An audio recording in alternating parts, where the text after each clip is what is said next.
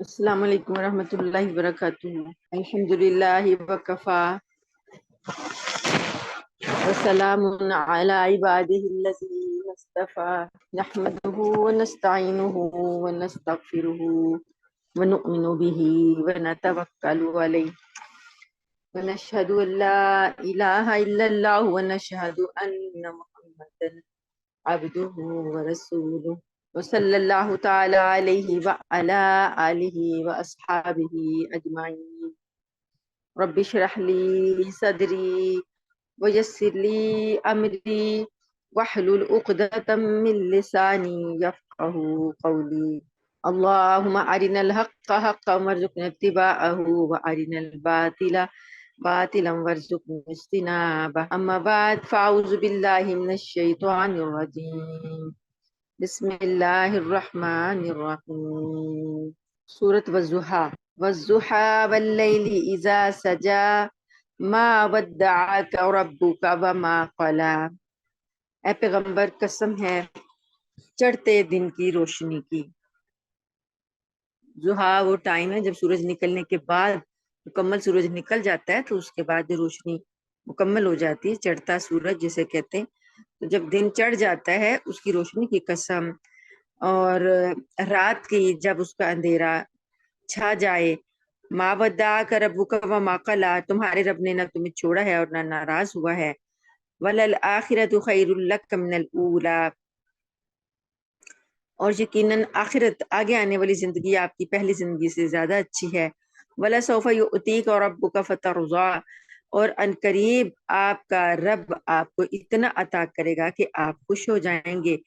أَلَمْ يَجِدْكَ يَتِيمًا فَآوَىٰ، کیا اس نے آپ کو یتیم نہیں پایا تو پھر آپ کو ٹھکانہ دیا۔ وَوَجَدَكَ ضَالًّا فَهَدَىٰ، اور کیا اس نے آپ کو راستے سے ناواقف نہیں پایا پھر آپ کو راستہ دکھایا۔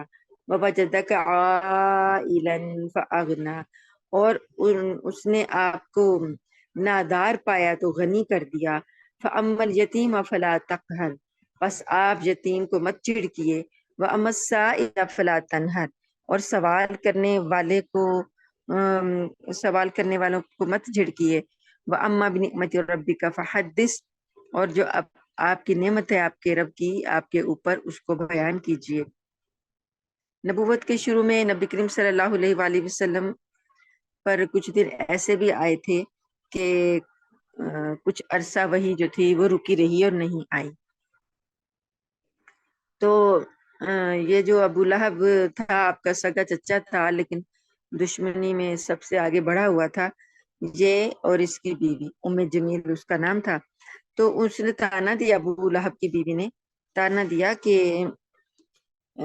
تمہارا جس پروردگار جو تھا جس کے بڑے تم دعوے کرتے تھے وہ تو تمہیں ناراض ہو کے چھوڑ گیا ہے۔ اور اللہ تعالیٰ نے نبی کریم صلی اللہ علیہ وسلم بڑے پریشان رہتے تھے، تو اللہ پاک نے یہ کہا کہ نہ آپ کا رب ناراض ہوا ہے اور نہ اس نے آپ کو چھوڑا ہے۔ باقی جو اللہ نے بتایا کہ آخر والے معاملے جو ہے، یعنی بعد والی زندگی پہلی زندگی سے زیادہ اچھی ہے، تو اس میں یہ آتا ہے کہ آخرت کی نعمتیں بھی ہو سکتی ہیں، کہ آخرت کی نعمتیں بے شمار درجے زیادہ اچھی ہیں۔ وہ اللہ تعالیٰ نے دنیا سے تو بہت اچھی بنائی ہے نا آخرت۔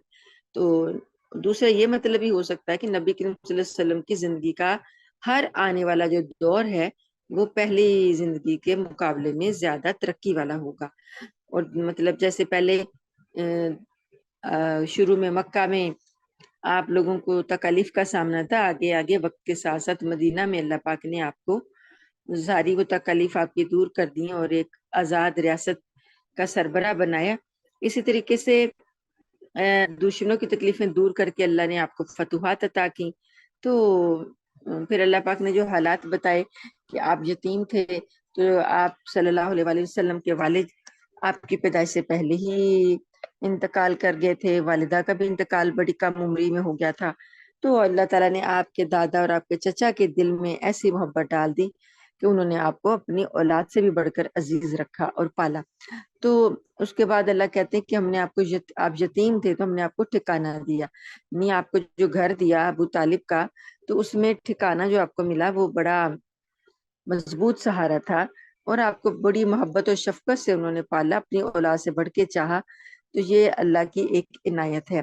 وَوَجَدَكَ ضَالًّا فَهَدَىٰ، اور آپ کو معلوم نہیں تھا، راستہ معلوم نہیں تھا کہ کس راستے پر جانا ہے، یعنی اس وقت ہدایت کی جو باتیں تھیں وہ واضح نہیں تھیں، پھر اللہ پاک نے آپ کو ہدایت دی، سیدھا راستہ دکھایا، پیغمبری کی جو ہیں ذمہ داریاں وہ دیں، تو یہ اللہ تعالیٰ کی نعمت ہے۔ وَوَجَدَكَ عَائِلًا فَأَغْنَىٰ، اور آپ نادار تھے، نہیں آپ کے پاس وہ نہیں، آپ امیر نہیں تھے، آپ کے پاس کوئی وراثت نہیں تھی زیادہ کہ آپ کا شمار کسی امیر رئیس سرداروں میں ہوتا، تو آپ نادار تھے۔ تو آپ پیشے کے لحاظ سے تو کبھی تجارت کرتے تھے، اور پھر اللہ پاک نے آپ کو غنی کر دیا کہ جب آپ حضرت خدیجہ رضی اللہ تعالیٰ عنہا کا مال لے کر گئے، اس تجارت میں اللہ نے اتنا نفع دیا کہ آپ غنی ہو گئے، اور اس کے بعد آپ کی جو تھی حضرت خدیجہ سے شادی ہوئی، اس کے بعد ساری وہ جو انہوں نے اپنی دولت جو تھی وہ آپ کو دے دی کہ آپ اس کو جیسے چاہیں استعمال کریں۔ وَأَمَّا الْيَتِيمَ فَلَا تَقْهَرْ، اب اللہ پاک کہتے ہیں کہ آپ جو یعنی اب جو اللہ نے آپ کو بھلائیاں دی ہیں، اس کے بعد اب آپ کا طرز عمل یہ ہونا چاہیے کہ اگر کوئی یتیم دیکھیں تو اس کے سر پر ہاتھ رکھیں، اسے جھڑکیں نہیں، اس کے سختی نہ کریں، اور کوئی سوالی آئے تو اس سے نرمی سے بات کریں، اس کو جھڑکیں نہیں، اللہ کی نعمتوں کا بیان کریں کہ اللہ نے آپ کو نعمتیں عطا کی ہیں، یہ ایک طرح کا شکر ہوگا کہ اللہ کی نعمتوں کا شکر ہے۔ سورۃ علم نشرح، بسم اللہ الرحمن الرحیم۔ علم نشرح لک صدرک ووضعنا عنک وزرک، اے پیغمبر کیا ہم نے تمہاری خاطر تمہارا سینہ کھول نہیں دیا، اور ہم نے تم سے تمہارا وہ بوجھ اتار دیا، الذی انقض ظہرک، جس نے تمہاری کمر جھکا دی تھی، کمر توڑ رکھی تھی، ورفعنا لک ذکرک، اور ہم نے تمہاری خاطر تمہارے تذکرے کو، مقام کو اونچا کر دیا، یعنی آپ کا ذکر جو ہے بلند کر دیا۔ اس کائنات میں نبی کریم صلی اللہ علیہ وآلہ وسلم کا ذکر جو ہے، جیسے اللہ کا ذکر بلند ہے تو نبی کا ذکر بھی بلند ہے۔ تو نبی کریم صلی اللہ علیہ وسلم پر کون سی ذمہ داری تھی؟ جنہوں نے کمر توڑ رکھی تھی، نبوت کی ذمہ داریاں تھیں۔ آپ نے ان ذمہ داریاں، یہ بہت بھاری ذمہ داری تھی کہ ہر وقت اس کو ادا کرنا تھا، تو آپ صلی اللہ علیہ وسلم اس کا بڑا بوجھ محسوس کرتے تھے اپنے اوپر، اور اس بوجھ کی وجہ سے تو آپ بڑے بے چین رہتے تھے۔ شروع کی جو زندگی ہے اس میں آپ بہت بے چین رہتے تھے، پھر اللہ پاک نے آپ کو حوصلہ عطا فرمایا، تو اس سے کیا ہوا کہ آپ نے مشکل سے مشکل کام انتہائی اطمینان اور سکون سے انجام دیا۔ تو اللہ پاک فرماتے ہیں کہ یہ ہمارا انعام ہے۔ تو اور جو ذکر کو بلند کیا، نام مبارک، آپ صلی اللہ علیہ وسلم کا نام مبارک ہر وقت جو ہے وہ دنیا کے کونے کونے میں ہر وقت جو ہے وہ بلند کیا جا رہا ہے۔ اذان کی صورت میں سب سے بڑی مثال ہے کہ اذان 5 وقت کی جو ہے، اس میں جہاں اللہ اکبر کہا جاتا ہے، اللہ سب سے بڑا ہے، وہاں پر نبی کے وسلم کی گواہی بھی دی جاتی ہے۔ تو یہ آپ کا ذکر ہے جو اللہ پاک نے بلند کر دیا، اور اس کے علاوہ دنیا میں انتہائی عقیدت اور محبت کے ساتھ آپ کا ذکر ہوتا ہے، درود شریف پڑھا جاتا ہے، صلی اللہ علیہ وسلم پڑھا جاتا ہے، یہ نہایت محبت اور عقیدت سے لوگ پڑھتے ہیں۔ تو جہاں جہاں اللہ کا نام آئے گا، ساتھ میں رسول صلی اللہ علیہ وآلہ وسلم کا نام بھی آئے گا، کلمے کا حصہ بھی ہے، کلمہ شہادت کا حصہ بھی ہے، اذان کا حصہ بھی ہے، اور قرآن جو آپ کو دیا گیا، یہ قرآن بھی کائنات میں رہتی دنیا تک جہاں جب تک پڑھا جا رہا ہے تو آپ کا ذکر بلند ہو رہا ہے۔ فَإِنَّ مَعَ الْعُسْرِ يُسْرًا، اللہ تعالیٰ فرماتے ہیں کہ جو اب آپ کی نبوت کی زندگی کی تنگیاں ہیں وہ انشاءاللہ جلدی دور ہو جانے والی ہیں، کیونکہ تنگی کے بعد آسانی ہے۔ اِنَّ مَعَ الْعُسْرِ يُسْرًا 2 مرتبہ فرمایا کہ تنگی کے بعد آسانی ہے، یعنی اگر یہ مشکلات آ رہی ہیں تو انشاءاللہ یہ آسانی میں بدل جائیں گی۔ فَإِذَا فَرَغْتَ فَانْصَبْ وَإِلَىٰ رَبِّكَ فَارْغَب، یعنی کہ آپ کا کام یہ ہے جب آپ ہو جائیں، فارغ ہو جائیں، دنیا کے کاموں سے فارغ ہو جائیں. دن کا وقت تو آپ نے تبلیغ کر لی، اب آپ فارغ ہوئے تو اب آپ اللہ کے لیے کھڑے ہو جائیں، اب آپ اللہ کی یاد میں لگ جائیں. اپنے رب کی عبادت میں اللہ پاک نے فرمایا ہے کہ فارغ ہو جاؤ تو تھکاؤ اپنے آپ کو، فن سب تھکاؤ، اتنی عبادت کرو کہ تم تھکو اس میں. تو نبی کریم صلی اللہ علیہ وآلہ وسلم کی تو ساری مصروفیت ہی عبادت تھی، لیکن ان کاموں سے فارغ ہو تو خالص عبادت یعنی نفلی عبادت، نفلی نمازیں، زبانی ذکر وغیرہ جو ہے اتنا کریں کہ جسم تھکنے لگے. اس سے معلوم ہوتا ہے کہ جو لوگ دین کی خدمت میں لگے ہوئے ہوں ان کو بھی کچھ وقت خالص نفلی عبادت کے لیے مخصوص کرنا چاہیے. یعنی تبلیغ میں لگے ہیں، اللہ کا کام کر رہے ہیں، لیکن نفل پڑھنے کا وقت نہیں مل رہا، نفلی ذکر جو ہے وہ نہیں ہو رہے، اپنے لیے اکیلے بیٹھ کر اللہ کے ساتھ کوئی راز و نیاز نہیں ہو رہے، تو اس کے لیے بھی وقت نکالنا چاہیے. جتنا بھی کوئی دین کی خدمت کر رہا ہو لیکن نفلی عبادت میں اللہ تعالیٰ کے لیے کچھ وقت خاص کرنا چاہیے کہ اللہ نے نبی کو بھی حکم دیا. وَإِلَىٰ رَبِّكَ فَارْغَب، اور اپنے رب سے دل لگاؤ. تو جب یہ خالص اللہ کے لیے بیٹھیں گے کچھ دیر کے لیے اور اپنا نفلی عبادت کا اہتمام کریں گے تو اس کا یہ مطلب ہے کہ اللہ سے تعلق مضبوط ہوگا اور اس سے دینی کاموں میں برکت بھی پیدا ہوگی. سورۃ التین، بسم اللہ الرحمن الرحیم. والتین والزیتون وطور سینین وہذا البلد الامین، اور قسم ہے انجیر اور زیتون کی اور صحرائے سینا کی، صحرائے سینا کے طور پہاڑ کی اور اس امن و امان والے شہر کی. انجیر اور زیتون بڑے بابرکت پھل ہیں، اللہ نے ان کی قسم کھائی. اور انجیر جو ہے یہ اور زیتون یہ دونوں فلسطین اور شام میں بہت زیادہ پیدا ہوتے ہیں، اس لیے ان سے فلسطین کے علاقے کی طرف اشارہ ہے جہاں نبی کریم صلی اللہ علیہ وآلہ وسلم کو پیغمبر بنا کر بھیجا گیا تھا. یہ حضرت عیسیٰ علیہ السلام کو یہاں پیغمبر بنا کر بھیجا گیا اور انہیں انجیل عطا فرمائی. اور طور سینا جو ہے صحرائے سینا کا جو طور پہاڑ جس پر حضرت موسیٰ علیہ السلام کو تورات عطا فرمائی، اور اس امن والے شہر مکہ میں نبی کریم صلی اللہ علیہ وسلم کو پیغمبر بنا کر بھیجا گیا اور آپ پر قرآن کریم نازل ہوا. یہ تینوں جو اللہ کی الہامی کتابیں جن علاقوں میں نازل ہوئی اللہ نے ان شہروں کی قسم کھا لی. لقد خلقنا الانسان فی احسن تقویم، یقیناً ہم نے انسان کو بہترین سانچے میں ڈھال کر پیدا کیا. یعنی مقصد یہ ہے کہ حضرت عیسیٰ علیہ السلام، حضرت موسیٰ علیہ السلام اور نبی کریم صلی اللہ علیہ وسلم نے جو تعلیمات اپنی امتوں کو دی، جو کتابوں میں باتیں درج تھیں، وہ تینوں پیغمبروں نے اپنی اپنی امتوں کو بتائیں. اور اللہ پاک نے جو مین باتیں یعنی بنیادی باتیں جو ہیں وہ سب کی ایک جیسی ہی تھیں، توحید اور رسالت اور فرشتوں پر ایمان اور آخرت پر ایمان، اور اس کے بعد نماز اور روزہ اور زکوٰۃ. یہ تقریباً ہر شریعت میں یہ عبادات رہی ہیں. تو اللہ پاک نے فرمایا کہ ہم نے تو انسان کو بہت ہی اچھی حالت میں بہترین سانچے میں ڈھال کر پیدا کیا.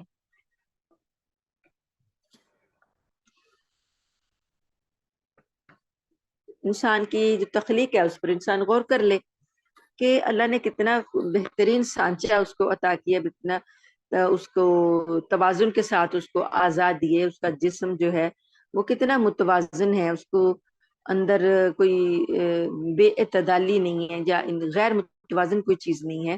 اللہ پاک نے جو چہرہ بنایا، جو سر بنایا، جو ہاتھ پاؤں بنائے، جو قد کاٹ دیا، وہ بہترین اندازے کے ساتھ دیا. تو پھر انسان کو تو اللہ پاک نے اتنا زیادہ احسن درجہ عطا کیا، اور انسان نے خود کیا کیا، ثم رددناہ اسفل سافلین، اس نے پھر ایسے اعمال کیے جو مطلوب نہیں تھے. یعنی کہ اللہ تعالیٰ اس بات کا یہ مطلب بھی ہو سکتا ہے نا کہ جو لوگ مومن نہیں ہیں وہ دنیا میں چاہے کتنے ہی خوبصورت رہے ہوں، آخرت میں وہ انتہائی نچلی سطح کو پہنچ جائیں گے، نچلی حالت کو پہنچ جائیں گے. تو اسفل سافلین کا مطلب ہے نیچوں سے بھی نیچے والی جگہ ساری. تو اس میں انسان کے کردار کو بھی لیا جا سکتا ہے کہ اللہ نے تو انسان کو اتنا اچھا بنایا اور وہ بد کرداری کر کر اپنی بد فعلی وغیرہ کر کے، زنا کر کے، جھوٹ بول کے، چوریاں کر کے، ڈاکے ڈال کے، کفر کر کے وہ اپنے آپ کو انسانیت کی اس سطح سے گرا لیتا ہے جس سطح پر اللہ پاک نے اس کو پیدا کیا۔ اللہ پاک فرماتے ہیں کہ پھر ہم اس کو، جب وہ اپنی سطح سے گر جاتا ہے، پھر ہم اس کو پستی والوں میں سب سے نچلی سطح میں شامل کر دیتے ہیں کہ وہ اتنا پست ہو جاتا ہے کہ انسانیت کے درجے سے گر جاتا ہے۔ الا الذین آمنوا،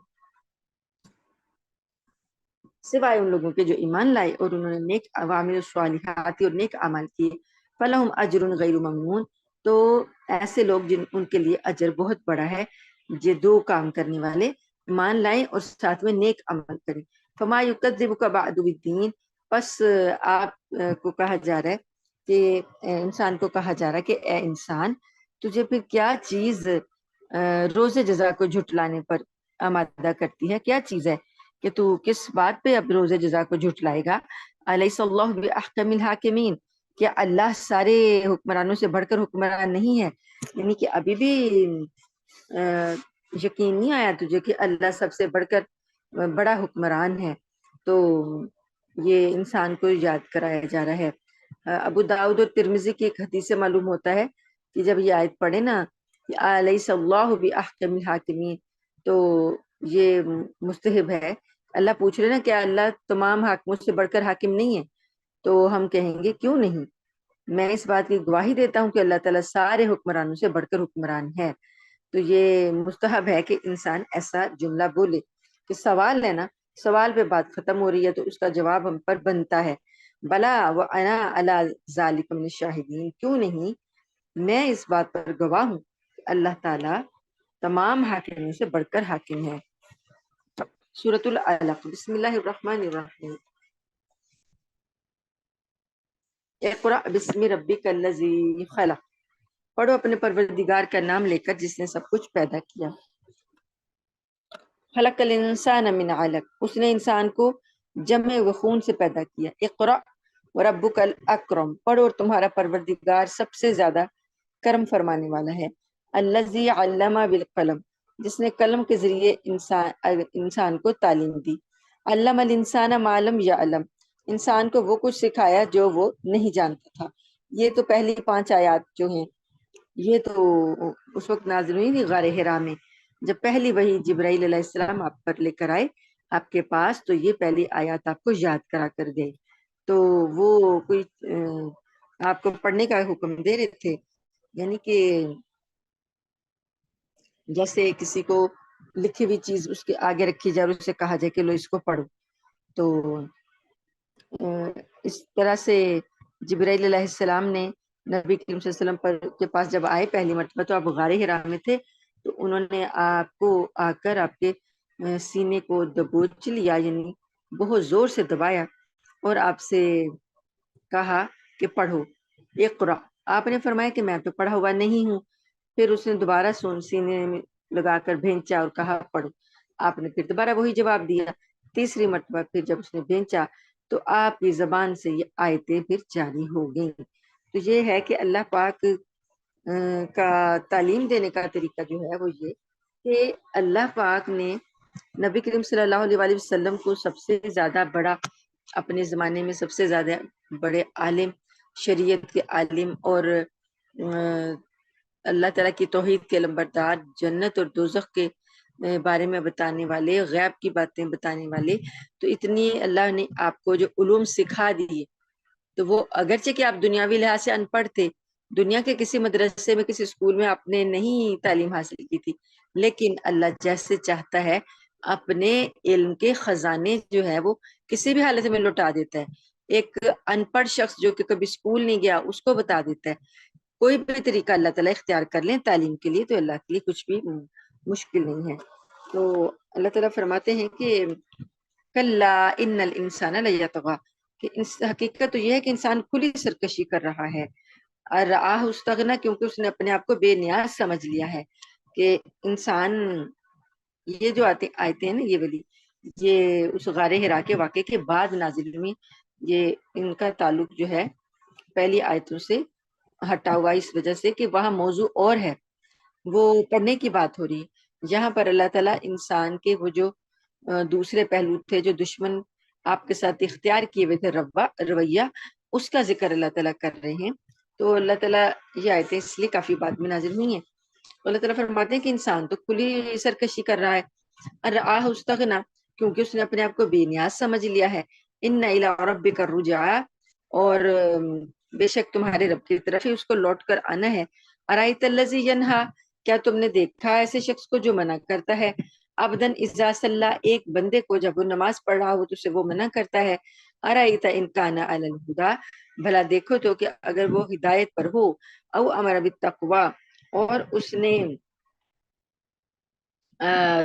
تقوی کا وہ حکم دیتا ہو، اور ہدایت پر ہو وہ شخص، تو وہ اس کو منع کرتا ہے۔ یہ عبدن اذا صلی، اس بندے کو جبکہ وہ نماز پڑھ رہا ہو۔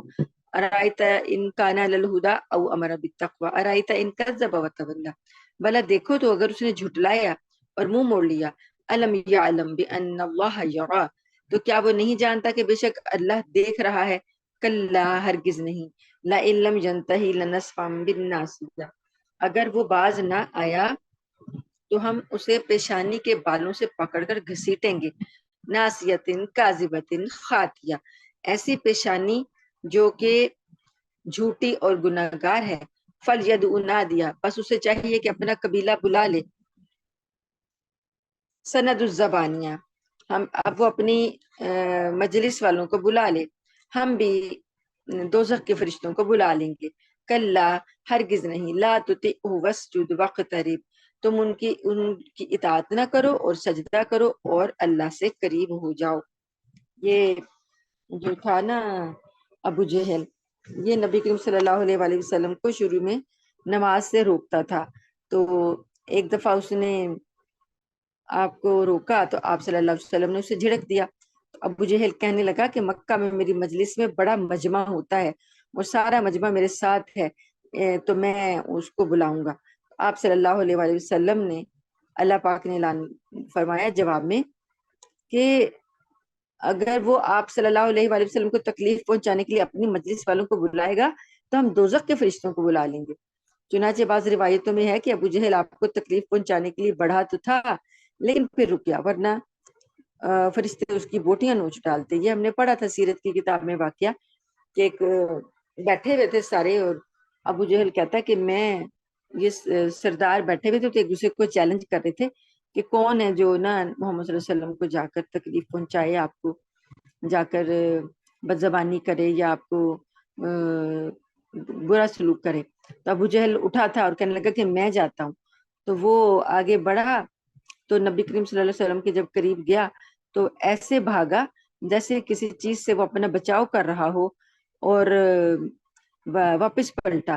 تو اس کے ساتھیوں نے اسے پوچھا کہ تم کیا ہوا تمہیں، تم کیسے پلٹ آئے؟ اس کا رنگ زرد ہو رہا تھا۔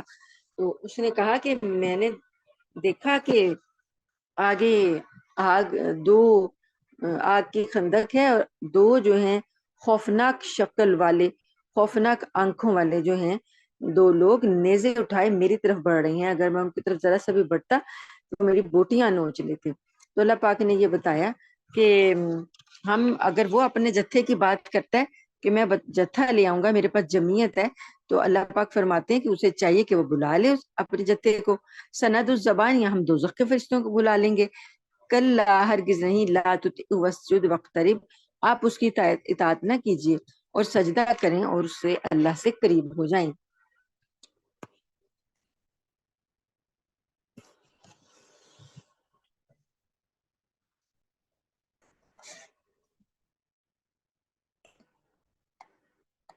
سورۃ القدر، بسم اللہ الرحمن الرحیم۔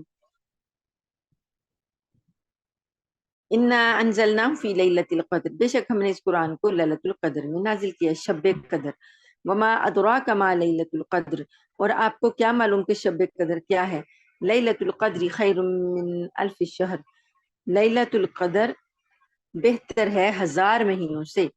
تنزل الملائکۃ والروح فیہا باذن ربہم، نازل ہوتے ہیں فرشتے اور روح اس میں، اس رات میں اپنے رب کا حکم لے کر۔ من کل امر، ہر قسم کا حکم لے کر، سلام یہ سلامتی ہے اس میں، یا حتی مطلع الفجر یہاں تک کہ فجر جو ہے وہ طلوع نہ ہو جائے، یعنی جب رات مکمل ختم ہوتی ہے، فجر طلوع ہو جاتی ہے تو رات ختم ہو جاتی ہے، تب تک اس رات کا اجر اور اس میں سلامتی جو ہے اور فرشتوں کا نزول جاری رہتا ہے۔ اب یہاں پر جو شب قدر ہے، یہ اس میں اللہ پاک نے کیوں اس میں اس کو محترم کیا؟ اللہ پاک فرماتے ہیں کہ اس میں ہم نے قرآن نازل کیا ہے، انا انزلناہ فی لیلۃ القدر، تو یہ قرآن پاک جس چیز کے ساتھ لگا، اس قرآن نے اس چیز کو بلندی عطا کر دی، اس کو شان عطا کر دی۔ یہ قرآن، یہ رمضان کا مہینہ جو ہے بڑا ہی اللہ کا پسندیدہ اور اللہ کے قرب حاصل کرنے کا مہینہ ہے، تو اس کی وجہ کیا ہے کہ قرآن اس مہینے میں نازل ہوا۔ تو لیلۃ القدر جو کہ اللہ نے کہا 1000 مہینوں سے بہتر ہے، 1000 مہینوں کی جو ہیں راتیں دن انہیں کاؤنٹ کریں تو 86 سال 84 سال کچھ ایسے بنتے ہیں، تو یہ ایک رات جو ہے وہ ان 84 سالوں سے زیادہ بہتر ہے۔ تو یہ رات، اس رات کو ہی ہم نے اب تلاش کرنا ہے۔ رمضان المبارک میں یہ رات آتی ہے، نبی کریم صلی اللہ علیہ وآلہ وسلم نے فرمایا کہ تم آخری عشرے میں اس کو تلاش کرو، تو اب اللہ کرے کہ ہمیں یہ لیلۃ القدر ملے۔ تو اللہ نے فرمایا کہ وہ رات کی جو عظمت ہے وہ اپنی جانتے کہ وہ کیسی ہے، وہ ایک رات کا عبادت کا ثواب 1000 مہینوں کے برابر ہوتا ہے، اور اس میں فرشتوں کا نزول ہوتا ہے۔ فرشتوں کا جو نزول ہے اس کے 2 مقصد ہوتے ہیں، ایک یہ کہ اس رات جو لوگ عبادت میں مشغول ہوتے ہیں فرشتے ان کے حق میں دعائے رحمت کرتے ہیں، اور دوسرا مقصد یہ ہے کہ اللہ تعالیٰ اس رات میں سال بھر کے تقدیر کے فیصلے فرشتوں کے حوالے فرما دیتے ہیں کہ اب یہ جو سال ہے، اس سال میں آئندہ جو تقدیر کے فیصلے ہونے ہیں یہ ان آگاہ کر کے ان کے سپرد کر دیتے ہیں معاملات۔ تو فرشتے جو ہیں پھر اس رات میں اپنے روح سے مراد ہے جبرائیل علیہ السلام، یہ اپنے رب کے حضور اللہ تعالیٰ کی اجازت سے ہر کام کے لیے اترتے ہیں۔ حتی سلام، سلامتی ہے اس رات میں، یعنی یہ رات سلامتی ہی سلامتی، سراپا سلامتی، یہاں تک کہ مطلع الفجر، فجر طلوع ہو جائے۔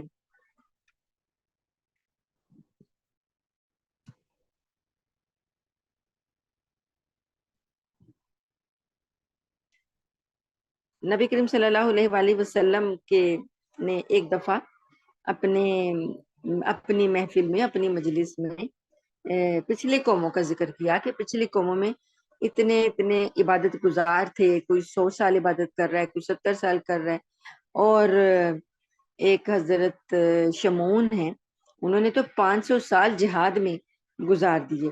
تو اس طرح سے جتنی ان کی لمبی عمریں ہیں اتنی ان کی عبادتیں بھی لمبی ہیں۔ تو صحابہ کرام کے دل میں یہ خیال پیدا ہوا کہ ہماری تو اتنی عمریں ہی نہیں ہیں، تو ہم کیسے وہ قومیں تو پھر ہم پر سبقت لے جائیں گی۔ تو اللہ پاک نے یہ کچھ راتیں ہمیں دی ہیں کہ ان راتوں میں عمل کر کے ثواب، عبادت کر کے ہم اللہ کا ثواب بہت زیادہ لے سکتے ہیں۔ ان راتوں میں ایک سب سے جو عظیم رات ہے وہ یہی لیلۃ القدر کی رات ہے کہ ایک رات میں جاگے گا انسان، عبادت کرے گا تو وہ 1000 مہینوں کی عبادت کا ثواب پا لے گا۔ تو 1000 مہینے تو نہیں نا عمر دی گئی، یہ ہم ثواب پا کر اس سے آگے نکل سکتے ہیں، ان امتوں سے آگے نکل سکتے ہیں۔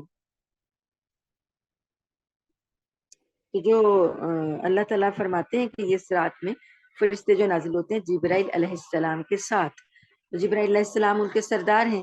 جبرائیل علیہ السلام رات کو جھنڈا کعبہ پر گاڑتے ہیں اور اللہ کا ذکر کرنے والے، عبادت کرنے والے سے ہاتھ ملاتے ہیں، یہ احادیث میں آتا ہے، اور ان کے اوپر اللہ کی سکینت وہ نازل کرتے ہیں، اپنے پروں کے سایوں میں ان مجلسوں کو لے لیتے ہیں جہاں اللہ کا ذکر ہو رہا ہوتا ہے۔ تو اس طریقے سے اللہ کی رحمت اور لے کر زمین والوں پر اللہ کی رحمت لے کر نازل ہوتے ہیں۔ تو اس رات میں سلامتی ہی سلامتی ہے، تو اس رات کو پانے کے لیے ضرور کوشش کرنی چاہیے۔ اور نبی کریم صلی اللہ علیہ وسلم نے آخری عشرے کا نام لیا پھر آپ نے کہا کہ تاک راتوں میں تلاش کرو، تاک راتوں میں سے ایک تاک رات ہماری گزر گئی اور ایک آ جائے گی. تو اللہ تعالیٰ سے دعا ہے کہ اللہ تعالیٰ میں یہ شب قدر نصیب فرما دے. حضرت عائشہ صدیقہ رضی اللہ تعالیٰ عنہا نے نبی کریم صلی اللہ علیہ وآلہ وسلم سے سوال کیا کہ اے اللہ کے رسول، اگر مجھے یہ شب قدر مل جائے تو میں کیا دعا کروں؟ آپ نے فرمایا تھا کہ تم اللہ سے کہو اللہم انکا عفو، اے اللہ بے شک تو بہت زیادہ معاف کرنے والا ہے، تحب العفو، تجھے معاف کرنا پسند ہے، فاعف عنی. یہ شب قدر کی دعا ہے، یہ ہمیں دعا آتی ہی ہوگی، تو یہ دعا کثرت سے مانگیں شب قدر میں. اللہم انکا عفو تحب العفو فاعف عنی. اللہ کا نام ہے عفو، اللہ کا نام ہے کریم.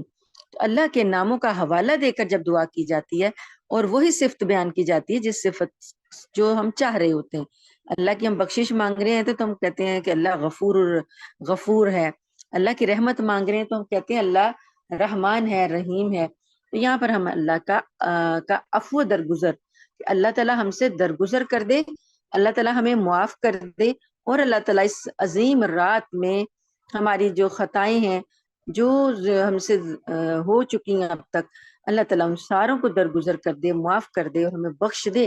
تو اللہ کے نام عفو کا ذکر کرتے ہیں، تو حوالہ دیا اللہ کا، یعنی اس نام سے اللہ کو پکارا، اس کا کرم کو بلایا کہ اللہ تو ہم کرم اور فضل ہوتا ہے کہ حق سے زیادہ دینا.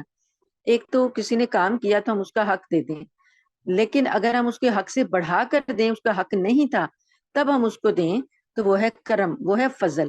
تو ہم اللہ تعالیٰ سے اس کا کرم اور فضل مانگتے ہیں کہ اللہ ہمارا حق تو نہیں ہے لیکن آپ اپنے کرم سے، اپنے فضل سے ہمیں عطا کر دیں.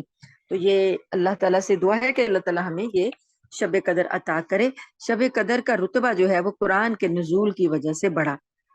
تو رمضان کا مہینہ متبرک پایا، افضل ہوا تو قرآن سے، لیلۃ القدر افضل ہوئی تو قرآن سے. جبرائیل علیہ السلام فرشتوں کے سردار بنے اور قرآن پاک کو لے کر نازل ہوئے، وہی لے کر نازل ہوئے، وہ سردار بنے. امت محمدیہ جس کو یہ قرآن دیا گیا وہ تمام امتوں کی سردار بنی. تو گویا یہ قرآن جس چیز کے ساتھ لگتا ہے اس کو اچھا کر دیتا ہے. حدیث کے الفاظ ہیں نبی کریم صلی اللہ علیہ وسلم کی، مفہوم یہ ہے حدیث کا کہ آپ صلی اللہ علیہ وآلہ وسلم نے فرمایا کہ یہ قرآن جس کے ساتھ لگتا ہے خیر ہی خیر ہے، جس کے ساتھ لگتا ہے اس کو احسن کر دیتا ہے، اس کو اچھا کر دیتا ہے. اگر کوئی شخص اس کو تلاوت کرتا ہے یا کوئی اس پر عمل کرتا ہے یا اس کو سیکھتا ہے، سکھاتا ہے، تو وہ اللہ تعالیٰ اس کو تمام انسانوں میں اچھا کر دیتے ہیں. جیسا کہ رات کو افضل کر دیا، مہینے کو افضل کر دیا، نبی کو افضل کر دیا، اور جو ہیں امت کو افضل کر دیا. تو اب جو کوئی افضلیت حاصل کرنا چاہتا ہے وہ قرآن کے ساتھ لگ جائے، جڑ جائے قرآن کے ساتھ، تو اللہ تعالیٰ اس کو افضل کر دیں گے. سورۃ البینہ. بسم اللہ الرحمن الرحیم. لم یکن الذین کفروا من اہل الکتاب والمشرکین منفکین. اہل کتاب اور مشرکین میں سے جو لوگ کافر تھے وہ اس وقت تک باز آنے والے نہیں ہیں، حتیٰ یہاں تک کہ تأتیہم البینہ، ان کے پاس کوئی ایک روشن دلیل نہ آتی. رسول من اللہ یتلو صحفا مطہرہ، یعنی ایک اللہ کا رسول جو پاک صحیفے پڑھ کر سنائے. فیہا کتب قیمہ، اس میں ان صحیفوں میں سچی تحریریں لکھی ہیں. وما تفرق الذین اوتوا الکتاب، اور جو اہل کتاب تھے انہوں نے تفرقہ نہیں کیا، یعنی راستہ الگ نہیں کیا، جدا نہیں کیا، مگر کب کیا؟ الا من بعد ما جاءتهم البینہ، مگر کہ جب کہ ان کے پاس بینہ روشن دلیل آ چکی تھی. یعنی کہ اللہ کی کتاب آ گئی، روشن دلیل آ گئی، اب اس کو ماننے کی بجائے انہوں نے دین میں تفرقہ ڈال دیا. تو اللہ پاک نے فرمایا کہ یہ جو کافر لوگ ہیں، مشرکین جو مکہ والے، ان کو بتایا جا رہا ہے کہ یہ جاہلیت میں جو کافر لوگ ہیں، یہ چاہے اہل کتاب سے ہیں یا بت پرست ہیں، اپنے کفر سے اس وقت تک یہ باز نہیں آ سکتے تھے جب تک کہ اللہ تعالیٰ نبی کریم صلی اللہ علیہ وآلہ وسلم کی صورت میں ایک روشن دلیل ان کے پاس نہ بھیج دیتے. چنانچہ جن لوگوں نے نبی کریم صلی اللہ علیہ وسلم کی باتوں پر کھلے دل سے غور کیا وہ واقعی اپنے کفر سے توبہ کر کے ایمان لے آئے۔ البتہ جن کی طبیعت میں ضد تھی وہ اس نعمت سے محروم رہے، اور یہ وہ اہل کتاب جو نبی کریم صلی اللہ علیہ وسلم کی نبوت کے روشن دلائل دیکھنے کے بعد بھی ایمان نہیں لائے، تو ان کے بارے میں اللہ نے کہا کہ یہ انہوں نے اختلاف کیا، بعد میں روشن دلیلیں دیکھ لی اور بعد میں ضد اور سرکشی کی وجہ سے الگ ہو گئے، اور آپ کو حسد کی وجہ سے، یہود نے جن لوگوں نے نہیں قبول کیا تھا تو انہیں یہی حسد تھا کہ نبی کریم صلی اللہ علیہ وسلم جو ہے ہماری نسل سے نہیں ہے، تو اس لیے انہوں نے ضد کی وجہ سے یہ اسلام قبول نہیں کیا۔ تو اللہ تعالیٰ فرماتے ہیں کہ وَمَا أُمِرُوا إِلَّا لِيَعْبُدُوا اللَّهَ مُخْلِصِينَ لَهُ الدِّينَ، حالانکہ ان لوگوں کو تو یہ حکم دیا گیا تھا کہ تم لوگ اللہ کے لیے خالص دین کر کے اللہ کی بندگی کرو، کہ خالص اللہ کے بندے بن جاؤ، انہیں تو یہ حکم دیا گیا تھا۔ حنفاء، یکسو ہو کر، حنیف حضرت ابراہیم علیہ السلام کا لقب ہے، تو یعنی وہ یکسو تھے، انہوں نے ہر قسم کے شرک سے منہ موڑا، ہر قسم کی دنیا کی جو اللہ سے علاوہ باتیں ہیں اور اللہ کے علاوہ کوئی راستے ہیں، ان سب سے انہوں نے منہ موڑا اور ایک اللہ کی طرف اپنا انہوں نے رخ کر لیا۔ تو اللہ تعالیٰ فرماتے ہیں کہ تمہیں بھی ان لوگوں کو یہی حکم دیا گیا تھا کہ حنفاء بنو، کہ اللہ کی طرف رخ کرو، وَيُقِيمُ الصَّلَاةَ، اور نماز قائم کرنے کا حکم دیا گیا تھا، وَيُؤْتُوا الزَّكَاةَ، اور زکوٰۃ ادا کرنے کا حکم دیا گیا تھا، وَذَلِكَ دِينُ الْقَيِّمَةُ، اور یہی ہے دین قائم، سچا دین یہی ہے، سیدھا سچا دین یہی ہے۔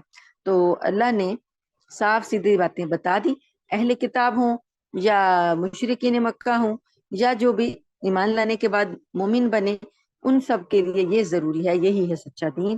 اس کے علاوہ جو راستے ہیں وہ سارے تفرقہ بازی کے ہیں، وہ ہٹے ہوئے ہیں، دین سچے سے ہٹے ہوئے ہیں۔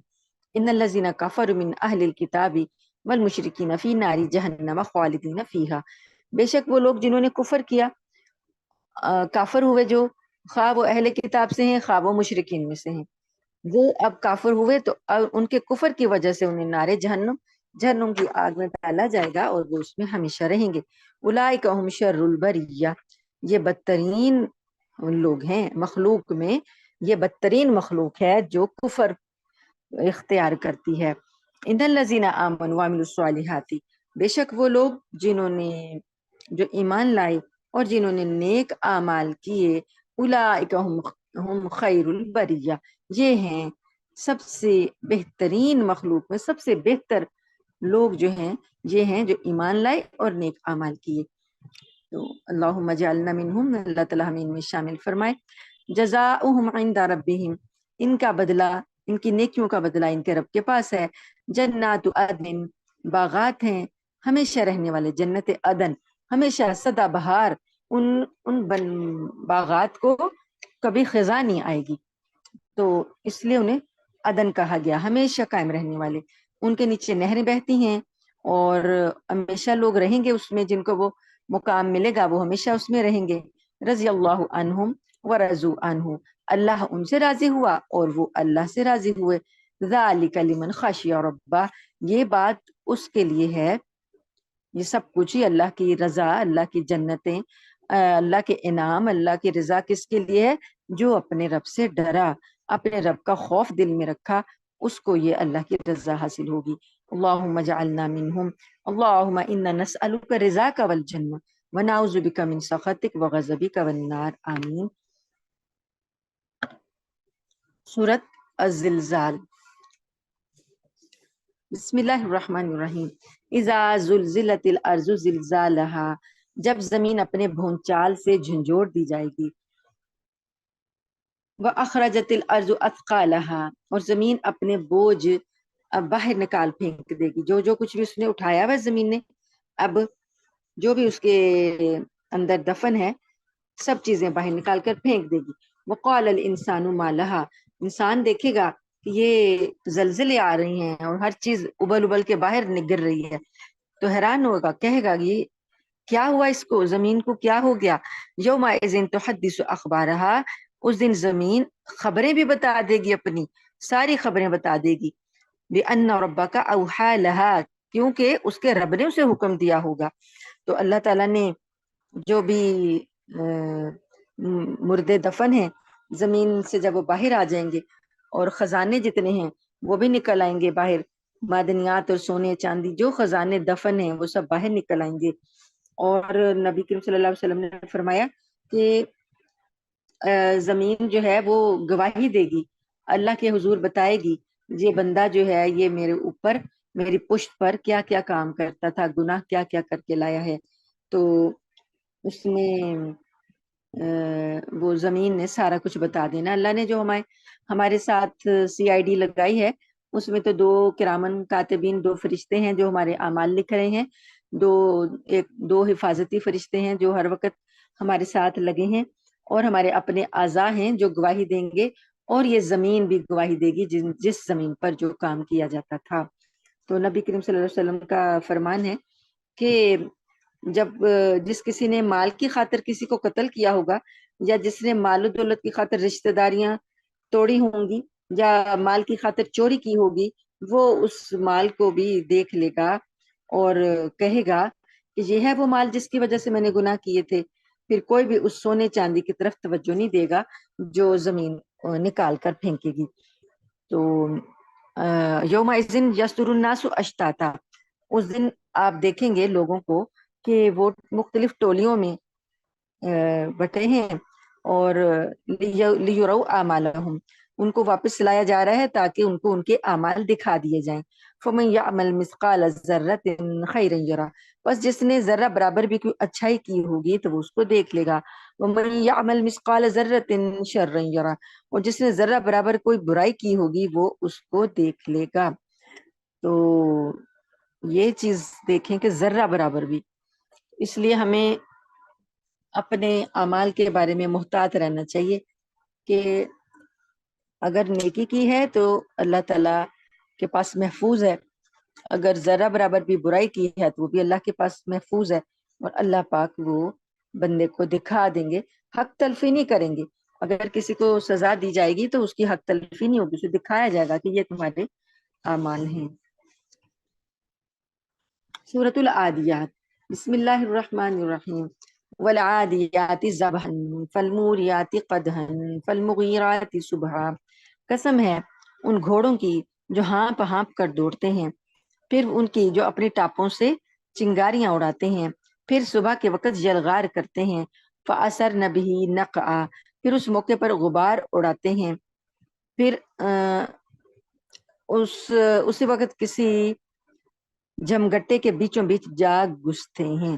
اب یہ گھوڑوں کی قسم جو کھائی، یہ جنگی گھوڑے جن پر سوار ہو کر اس زمانے میں لڑائیاں لڑی جاتی تھیں، تو جہاد میں شریک ہونے والے بھی گھوڑے، اور جو مخالف ہیں، جو یعنی دشمن ہیں، دشمن اسلام ہیں، وہ بھی لڑتے تھے تو جنگیں گھوڑوں پر لڑتے تھے۔ تو گھوڑے جو ہیں وہ اتنے وفادار ہوتے ہیں اپنے مالک کے کہ وہ اپنی جان کو خطرے میں ڈال کر گھس جاتے ہیں جہاں ان کا مالک انہیں لے کے جاتا ہے، گھس جاتے ہیں، جنگوں کے دوران زخم لگتے ہیں ان کو، وہ بھی مارے جاتے ہیں، ان کا بھی خون بہتا ہے، لیکن وہ وفاداری سے اپنے مالک کے ساتھ لگے رہتے ہیں۔ کبھی ایسا نہیں ہوا کہ گھوڑا جو ہے وہ جنگ کے دوران میں اس کو زخم لگا اور وہ اپنے مالک کو چھوڑے اور بھاگ جائے کہ میں تو نہیں لڑتا تمہارے ساتھ، ایسا نہیں ہے۔ اس کا مالک اسے جتنی دیر بھی چاہے گا وہ اسے بھگا لے، اس کے اوپر بیٹھ کے، وہ نیزہ بازی اس میں ہوتی، تلوار بازی۔ تو اللہ نے ایسے وفاداری کی مثالیں جو ہیں پیدا کی ہیں، انسان کو بتائی ہیں کہ انسان کیا دیتا ہے گھوڑے کو، چارہ دے دیتا ہے، 1 ٹائم کا، 2 ٹائم کا، تو گھوڑا وہ چارہ کھا کر گھوڑا اتنی وفاداری نبھاتا ہے کہ اپنی جان جوکھوں میں ڈال دیتا ہے۔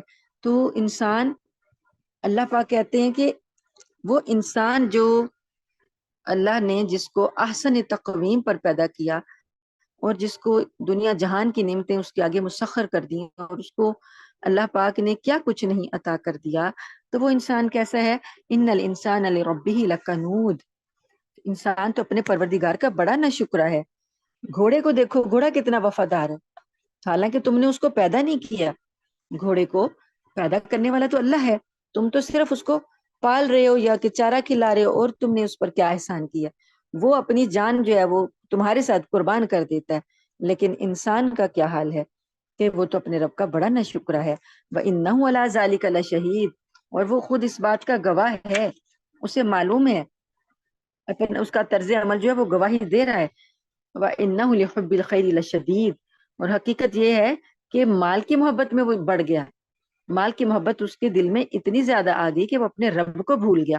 افلا یعلم اذا بعثر ما فی القبور، کیا وہ یہ جانتا نہیں کہ جب کیا ہوگا اس وقت جب قبروں سے سب کچھ نکال کے باہر بکھیر دیا جائے گا، سب چیزیں مردے بھی اور باقی چیزیں بھی باہر نکل آئیں گی، تو اس وقت کا کیا عالم ہوگا.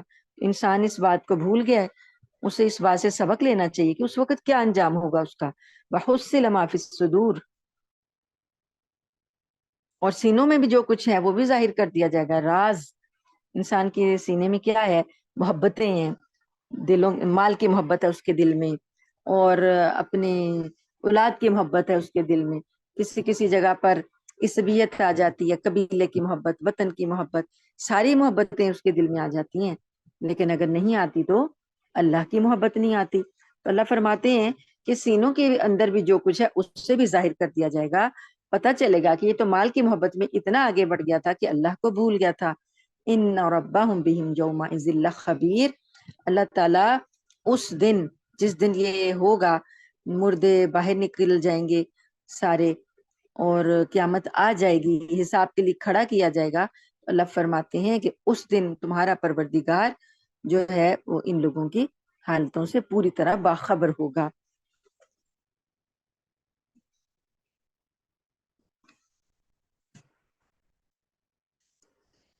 انسان کے اندر جو ناشکری ہوتی ہے اس کی 3 علامتیں ہوتی ہیں. پہلی علامت یہ ہوتی ہے کہ وہ اللہ کی نعمت کو اپنی ذات سے منسوب کر دیتا ہے، یعنی جو اللہ نے اس کو نعمت دی وہ سمجھتا ہے کہ یہ میرا کمال ہے. مثلا کوئی حسن والا ہے تو وہ اپنے آپ کو حسین سمجھے گا تو یہ نہیں کہے گا کہ مجھے اللہ نے دیا، وہ یہ بتائے گا کہ میرا یہ حسن ہے، میرا مال ہے، میری اولاد ہے. بندہ یہی کہتا ہے نا، میرا گھر، میری گاڑی، میرا کاروبار، میرا فلاں، میرا فلاں. تو اللہ تعالیٰ کی ناشکری کی سب سے پہلی علامت یہ ہے کہ انسان نعمت کو اب اللہ کی بجائے اپنی طرف منسوب کرے. دوسری یہ ہے کہ مال کو نافرمانی میں اڑا دے. یہ بھی ناشکری ہے کہ اللہ نے مال دیا تو اب اس کی فرمانبرداری نہیں کر رہا، اس کے نافرمانیوں میں اڑا رہا ہے، گل چھڑے اڑا رہا ہے، شراب، کباب، عیاشی اور کفر میں اپنا مال جو ہے وہ خرچ کر رہا ہے. اور اس کے بعد تیسری جو ہے ناشکری کی علامت یہ ہے کہ مال کی محبت میں ڈوب جائے، اور اس ڈوبنے کے بعد اس کی محبت میں اتنا غرق ہو جائے کہ اللہ کو بھول جائے، اللہ کی یاد سے غافل ہو جائے، اپنے جو اس کے فرائض ہیں اس سے غافل ہو جائے. تو یہ ناشکری کی 3 علامتیں ہیں، جس میں جو بھی پائی جائے گی وہ سمجھ لے کہ مجھ میں یہ ناشکری کی علامتیں جو ہیں پائی جاتی ہیں. اس کے اپوزٹ آ جائیں، اس کے الٹ کر لیں تو وہ شکر گزاری کی علامتیں ہو جائیں گی. نعمت کو، جو بھی اللہ نعمت دے، اللہ کی طرف منسوب کریں، اور مال کو نافرمانی کے کاموں میں مت توڑائیں. مال کی محبت میں اتنے آگے نہ بڑھ جائیں کہ فرائض چھوٹ جائیں اور نمازوں سے غافل ہو جائیں، اللہ سے غافل ہو جائیں. تو یہ سب چیزیں جو ہیں اگر انسان ان سے منع ہوگا تو وہ شکر گزاروں میں شامل ہو جائے گا. سورۃ القاریہ، بسم اللہ الرحمن الرحیم. القاریۃ ما القاریہ وما ادراک ما القاریہ یوم یکون الناس کالفراش المبثوث. اس دن جس دن سارے لوگ پھیلے ہوئے پروانوں کی طرح ہو جائیں گے. وَتَكُونُ الْجِبَالُ كَالْعِهْنِ الْمَنْفُوشِ، اور پہاڑ جو ہیں وہ رنگین اون کی طرح ہو جائیں گے. دھن کی بھی رنگین اون کیسی ہوتی ہے؟ جو روئی جو ہے جب اسے دھنکا جاتا ہے مشین میں ڈال کر تو وہ ہلکی ہو کے اڑنے لگتی ہے. اللہ پاک فرماتے ہیں کہ پہاڑ بھی ایسے ہو جائیں گے جیسے اپنی جگہ چھوڑ دیں گے اور ادھر ادھر اڑتے پھریں گے جیسے ریت ہوتی ہے. فَأَمَّا مَنْ ثَقُلَتْ مَوَازِينُهُ فَهُوَ فِي عِيشَةٍ رَاضِيَةٍ، بس اس دن جس کے میزان، وزن، پلڑے بھاری ہو گئے وہ من پسند زندگی میں ہوگا، یعنی جو زندگی اس کو پسند ہوگی اللہ تعالیٰ اسے وہ عطا کریں گے. تو اب یہاں پر ایک ہمیں جو تصور ملتا ہے وہ میزان کا ملتا ہے. اللہ تعالیٰ نے میزان اتاری ہے نا، سورہ رحمان میں پڑھا نا ہم نے کہ اللہ پاک نے میزان اتاری ہے، ترازو. اللہ نے پیدا کیا اور اسے اتارا زمین میں بھی تاکہ یہ زمین میں انصاف پیدا ہو۔ اب یہ ترازو جو ہے اللہ کے ہاں اعمال کو تولنے کے لیے وہاں نصب کی جائے گی، وہ اللہ کی ترازو ہے۔ ہمارے اعمال جو ہیں اچھے اعمال ایک پلڑے میں اور برے اعمال دوسرے پلڑے میں ڈال دیے جائیں گے اور ترازو سے وزن کیا جائے گا۔ تو اللہ پاک فرماتے ہیں جس کے وزن بھاری ہو گئے، بھاری سے مطلب یہ کہ نیکیاں جس کی زیادہ ہو گئی، نیکیوں کا پلڑا جس کا جھک گیا، وہ اپنی اللہ تعالیٰ اس کو من پسند زندگی عطا کریں گے۔ من پسند زندگی میں ہوگا عیشت راضیہ۔ وَأَمَّا مَنْ خَفَّتْ مَوَازِينُهُ جس کے میزان ہلکے ہو گئے، یعنی نامہ اعمال میں نیکیوں کا وزن ہلکا ہو گیا، فَأُمُّهُ هَاوِيَةٌ تو اس کا ٹھکانہ تو ایک گہرا گڑھا ہوگا۔ وما ادراک ما ہی اور تمہیں کیا معلوم کہ وہ گہرا گڑھا کیا ہے؟ نار حامیہ ایک دہکتی ہوئی آگ ہے۔ اللہم اجعلنا اللہم لا تجعلنا منہم اللہم اجرنا من النار۔ تو یہ بات زیادہ آسان ہے کہ جیسے ہم کوئی بھی جیسے کوئی ٹیچرز ہیں ہمارے ہاں ایک معیار ہے نا کہ پاسنگ مارکس جو ہیں وہ 33 دیے جاتے ہیں، تو 33 مارکس دیے کے بندے کو پاس کر دیا جاتا ہے۔ تو اللہ کے ہاں یہ ہے، اللہ تعالیٰ نے وزن کرنا ہے تو جو پلڑا جھک جائے گا اللہ تعالیٰ اس کا ویسے ہی معاملہ کر دیں گے۔ حالانکہ گناہ موجود ہیں، گناہ بھی ہیں، لیکن نیکیاں زیادہ ہو گئیں، گناہ کم ہو گئے، تو زیادہ کی بنیاد پر، نیکیوں کے زیادہ ہونے کی بنیاد پر اس شخص کے لیے جنت کا فیصلہ کر دیا جائے گا۔ یہ نہیں کیا جائے گا کہ جو گناہ ہیں پہلے تم گناہوں کا بھی وبال دیا جائے پھر جنت میں بھیجا جائے۔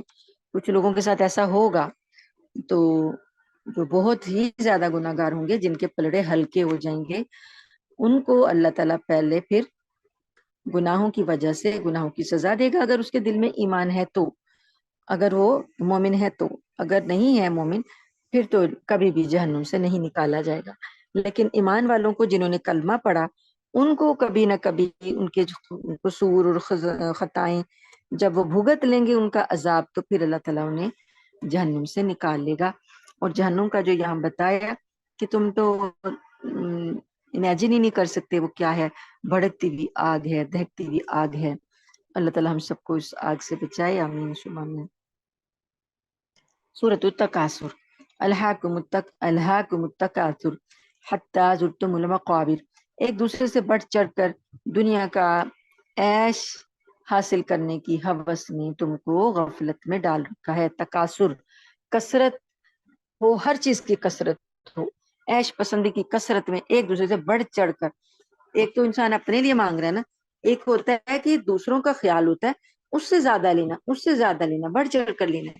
تو اللہ فرماتے ہیں کہ اس چیز میں تمہیں ہلاکت میں ڈال دیا، یہاں تک کہ تم قبروں میں پہنچ گئے۔ حتی زرتم المقابر، تم نے قبریں جا دیکھی، قبرستانوں میں پہنچ جاتا ہے انسان، زیادہ کی تمنا کرتے کرتے قبر میں چلا جاتا ہے۔ کلا سوف تعلمون، ہرگز نہیں جلدی تمہیں معلوم ہو جائے گا۔ ثم کلا سوف تعلمون، پھر ہرگز نہیں جلد ہی تمہیں معلوم ہو جائے گا۔ کلا لو تعلمون عظیم، سن لو کہ یہ جو ہے اگر تم ان قریب تم کو پتہ چل جائے گا، اگر تم یقینی علم کے ساتھ یہ بات جانتے ہوتے، یعنی کہ تم اب جو عمل کر رہے ہو اگر یقینی علم سے تم یہ جان لیتے نا اس کا بدلہ کیا ہونے والا ہے، قبروں میں کیا ہونے والا، تو تم ایسا نہ کرتے۔ لَتَرَوُنَّ الْجَحِيمَ، یقیناً تم ضرور جہنم کو دیکھو گے، جہنم پھر یقین جانو کہ تم اسے بالکل قریب سے دیکھو گے۔ عین الیقین، یقین کی آنکھ سے دیکھو گے۔ ابھی تو ہمارا ایمان ہے کہ ہمیں خبر دی گئی ہے، نبی کریم صلی اللہ علیہ وسلم نے ہمیں بتایا، اللہ نے بتایا کہ جہنم ہے، ہم نے دیکھا نہیں لیکن ہمارا ایمان ہے کیونکہ ہم اس خبر پر یقین رکھتے ہیں۔ لیکن جب آنکھوں سے دکھا دی جائے گی تو وہ یقینی علم ہوگا جس سے کہ جھٹلا کوئی نہیں سکتا۔ علم جو ہے ایک ہمیں خبر سے ملتا ہے اور ایک ہمیں یقین سے ملتا ہے۔ آنکھ سے دیکھتے ہیں تو یقین آ جاتا ہے، کوئی علامتیں دیکھتے ہیں تو یقین آ جاتا ہے۔ اس لیے اللہ نے کہا جہنم کو اپنی یقین کی آنکھ سے دیکھ لو گے، کوئی شک شبہ باقی نہیں رہے گا۔ ثم لتسألن یومئذ عن النعیم، پھر اس دن تم سے نعمتوں کے بارے میں پوچھا جائے گا، جو نعمتیں اللہ پاک نے آپ کو دی ان کا سوال ہوگا کہ شکر ادا کیا، فرمانبرداری کی یا نافرمانی کی، کیا کیا۔ تو حدیث میں آتا ہے کہ نبی کریم صلی اللہ علیہ وآلہ وسلم ایک دن اپنے کسی صحابی کے باغ میں تشریف لے گئے، انہوں نے آپ صلی اللہ علیہ وسلم کی خدمت میں انگور کا خوشہ پیش کیا، انگوروں کا باغ تھا، انگور تازہ توڑ کے لائے اور نبی صلی اللہ علیہ وسلم کی خدمت میں وہ خوشہ پیش کیا، تو ساتھ میں ٹھنڈا پانی عطا کیا۔ تو نبی کریم صلی اللہ علیہ وآلہ وسلم نے یہ آیت پڑھی، ثم لتسألن یومئذ عن النعیم، یہ نعمتیں جو اللہ عطا کر رہا ہے اس کے بارے میں پوچھ ہوگی۔ اللہ کی عطا کردہ نعمتوں کو اللہ کے بتائے ہوئے راستے میں لگایا جائے تاکہ اس کا احسان جو ہے اللہ کا وہ مانے انسان۔ سورۃ العصر، بسم اللہ الرحمن الرحیم، والعصر ان الانسان لفی خسر، اور زمانے کی قسم انسان در حقیقت بڑے گھاٹے میں ہے سوائے ان لوگوں کے جو ایمان لائیں، الا الذین آمنوا وعملوا الصالحات، سوائے ان لوگوں کے جو لوگ ایمان لائیں اور نیک عمل کریں اور ایک دوسرے کو وتواصوا بالحق وتواصوا بالصبر، ایک دوسرے کو حق بات کی اور صبر کی تاکید کریں۔ یہ چھوٹی سی سورت جو ہے یہ پوری زندگی کا ایک لائحہ عمل طے کر رہی ہے۔ ایک لائحہ عمل زندگی میں کرنا کیا ہے، پہلے تو یہ بات ذہن میں رکھیں، اس زمانے کی قسم اللہ پاک نے کیوں کھائی کہ یہ تاریخ ہے، اس بات کی گواہ ہے زمانے کی تاریخ کہ انسان ان الانسان لفی خسر، کے انسان گھاٹے میں ہے، کہ زمانہ جو ہے وہ بتاتا ہے کہ کفر اختیار کرنے والے جو تھے لوگ وہ گھاٹے میں رہے، اور اللہ نے جن جن قوموں کو تباہ کیا ان میں ایمان والے اور نیک عمل کرنے والے بچے، ان کو بچایا گیا، باقی ساروں کو خسر، گھاٹا، خسارہ ملا۔ اب یہاں پر انسان جو ہے وہ اللہ تعالیٰ کی تعلیمات کو بھول کر ایسے سودے کرتا ہے جو کہ گھاٹے کے سودے ہوتے ہیں۔ تو اللہ پاک نے بتایا کہ دیکھو جیسے عصر کا وقت ہے جلدی سے تیزی سے ختم ہو جاتا ہے، ایسے ہی تمہاری زندگی جلدی سے ختم ہونے والی ہے۔ ایسے مثال ہے جیسے برف پگھل رہی ہو، یا جیسے آپ نے شمع جلائی، موم بتی جلائی، تو وہ جلنے سے اس کی وہ قطرہ قطرہ پگھلتی جا رہی ہو تو ایک وقت میں وہ ختم ہو جائے گی۔ ایسے ہی انسان کی زندگی قطرہ قطرہ پگھل رہی ہے، یعنی دن اور راتیں گزرتی جا رہی ہیں، اس کے عمر کا حصہ گھٹتا جا رہا ہے، گھٹتا جا رہا ہے۔ اگر اس نے کچھ اچھے اعمال نہ کیے تو وہ خسارے میں ہے۔ الا الذین آمنوا، وہ لوگ نہیں خسارے میں ہوں گے، یعنی ایسے لوگ خسارے سے بچ جائیں گے جو ایمان لے آئیں اور نیک اعمال کر لیں، اور ساتھ میں تیسری خوبی ان کی یہ ہے وہ ایک دوسرے کو حق بات کی تلقین کرتے ہیں، اور چوتھی خوبی ان کی یہ ہے کہ وہ ایک دوسرے کو صبر کی تلقین کرتے ہیں۔ اس سورت سے معلوم ہوا کہ اپنا خالی ایمان لے کر بیٹھ نہیں جانا، اپنے آپ کا سمجھے کہ ہم بڑے پاک اور نیک مومن بن گئے، ہم تو عمل کر رہے ہیں نہ، کوئی کرے یا نہ کرے، نہیں، بلکہ ایک دوسرے کو تاکید کرنی ہے، ایک دوسرے کو بتانا ہے، سمجھانا ہے، اپنی طرف ان کو صبر کی طرف اور حق کی طرف ان کو لے کر آنا ہے، پھر ہی بچت ہوگی، پھر ہی خسارے سے انسان بچ سکے گا۔ سورۃ الہمزہ، بسم اللہ الرحمن الرحیم، ویل لکل،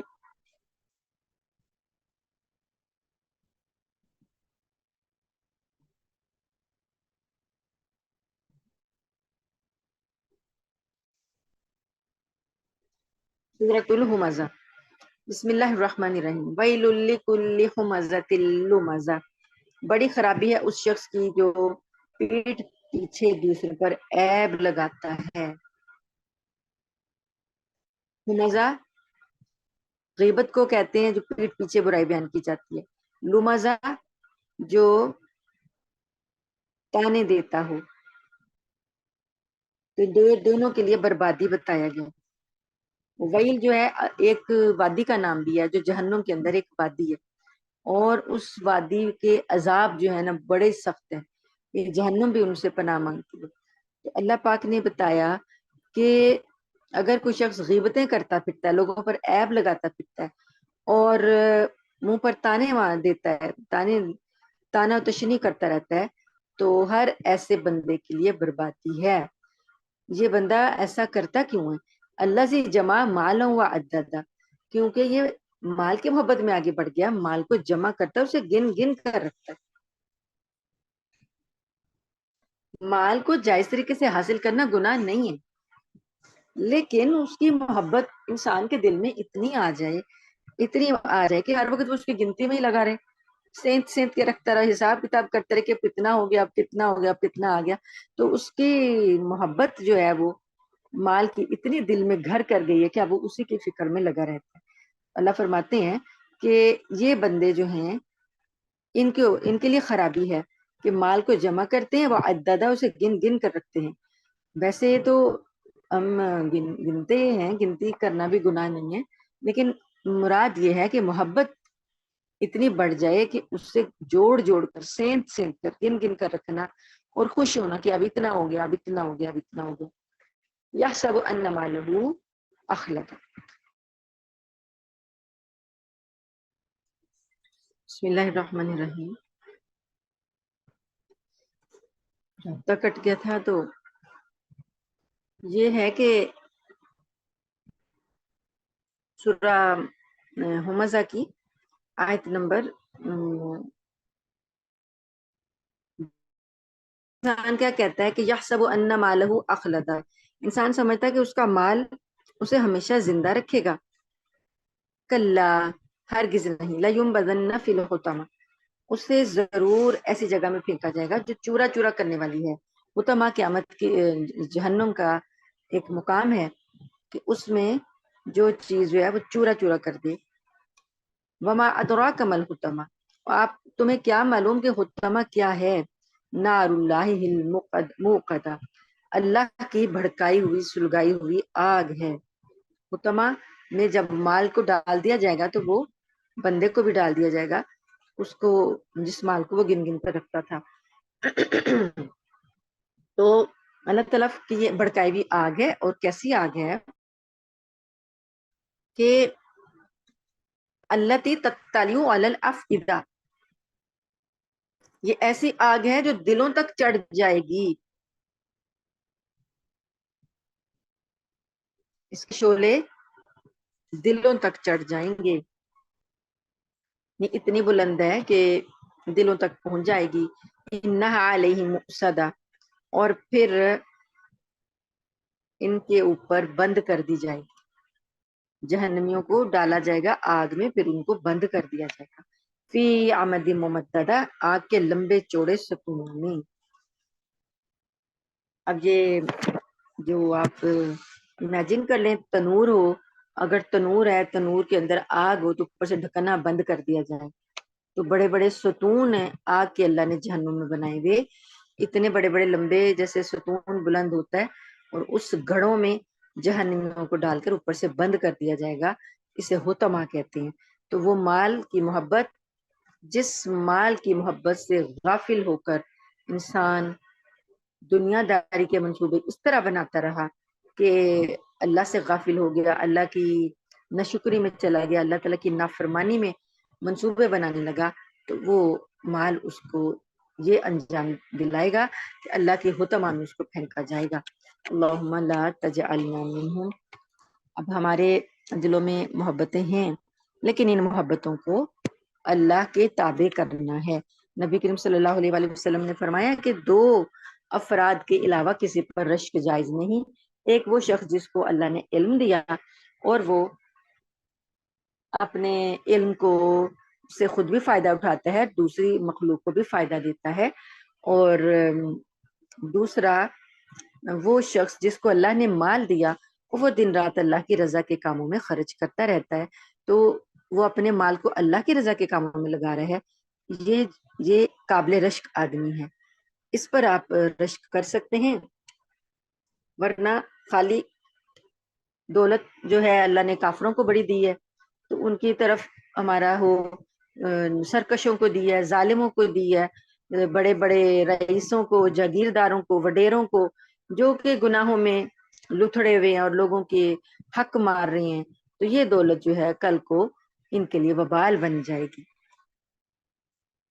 نبی کریم صلی اللہ علیہ وآلہ وسلم نے یہ بھی فرمایا کہ جب میزان تولے جائیں گے تو میزان کو میں بھاری عمل جو ہیں وہ آپ نے کلمات سکھائے کہ کلمتانی خفیفتانی علی اللسان، دو کلمے زبان پر بڑے ہلکے ہیں، ثقیلتانی فی المیزان، اور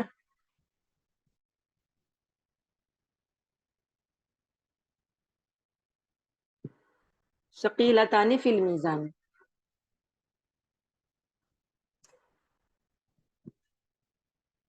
میزان میں بھاری ہیں۔ وہ کون سے ہیں دو کلمے؟ سبحان اللہ و بحمدہ سبحان اللہ العظیم۔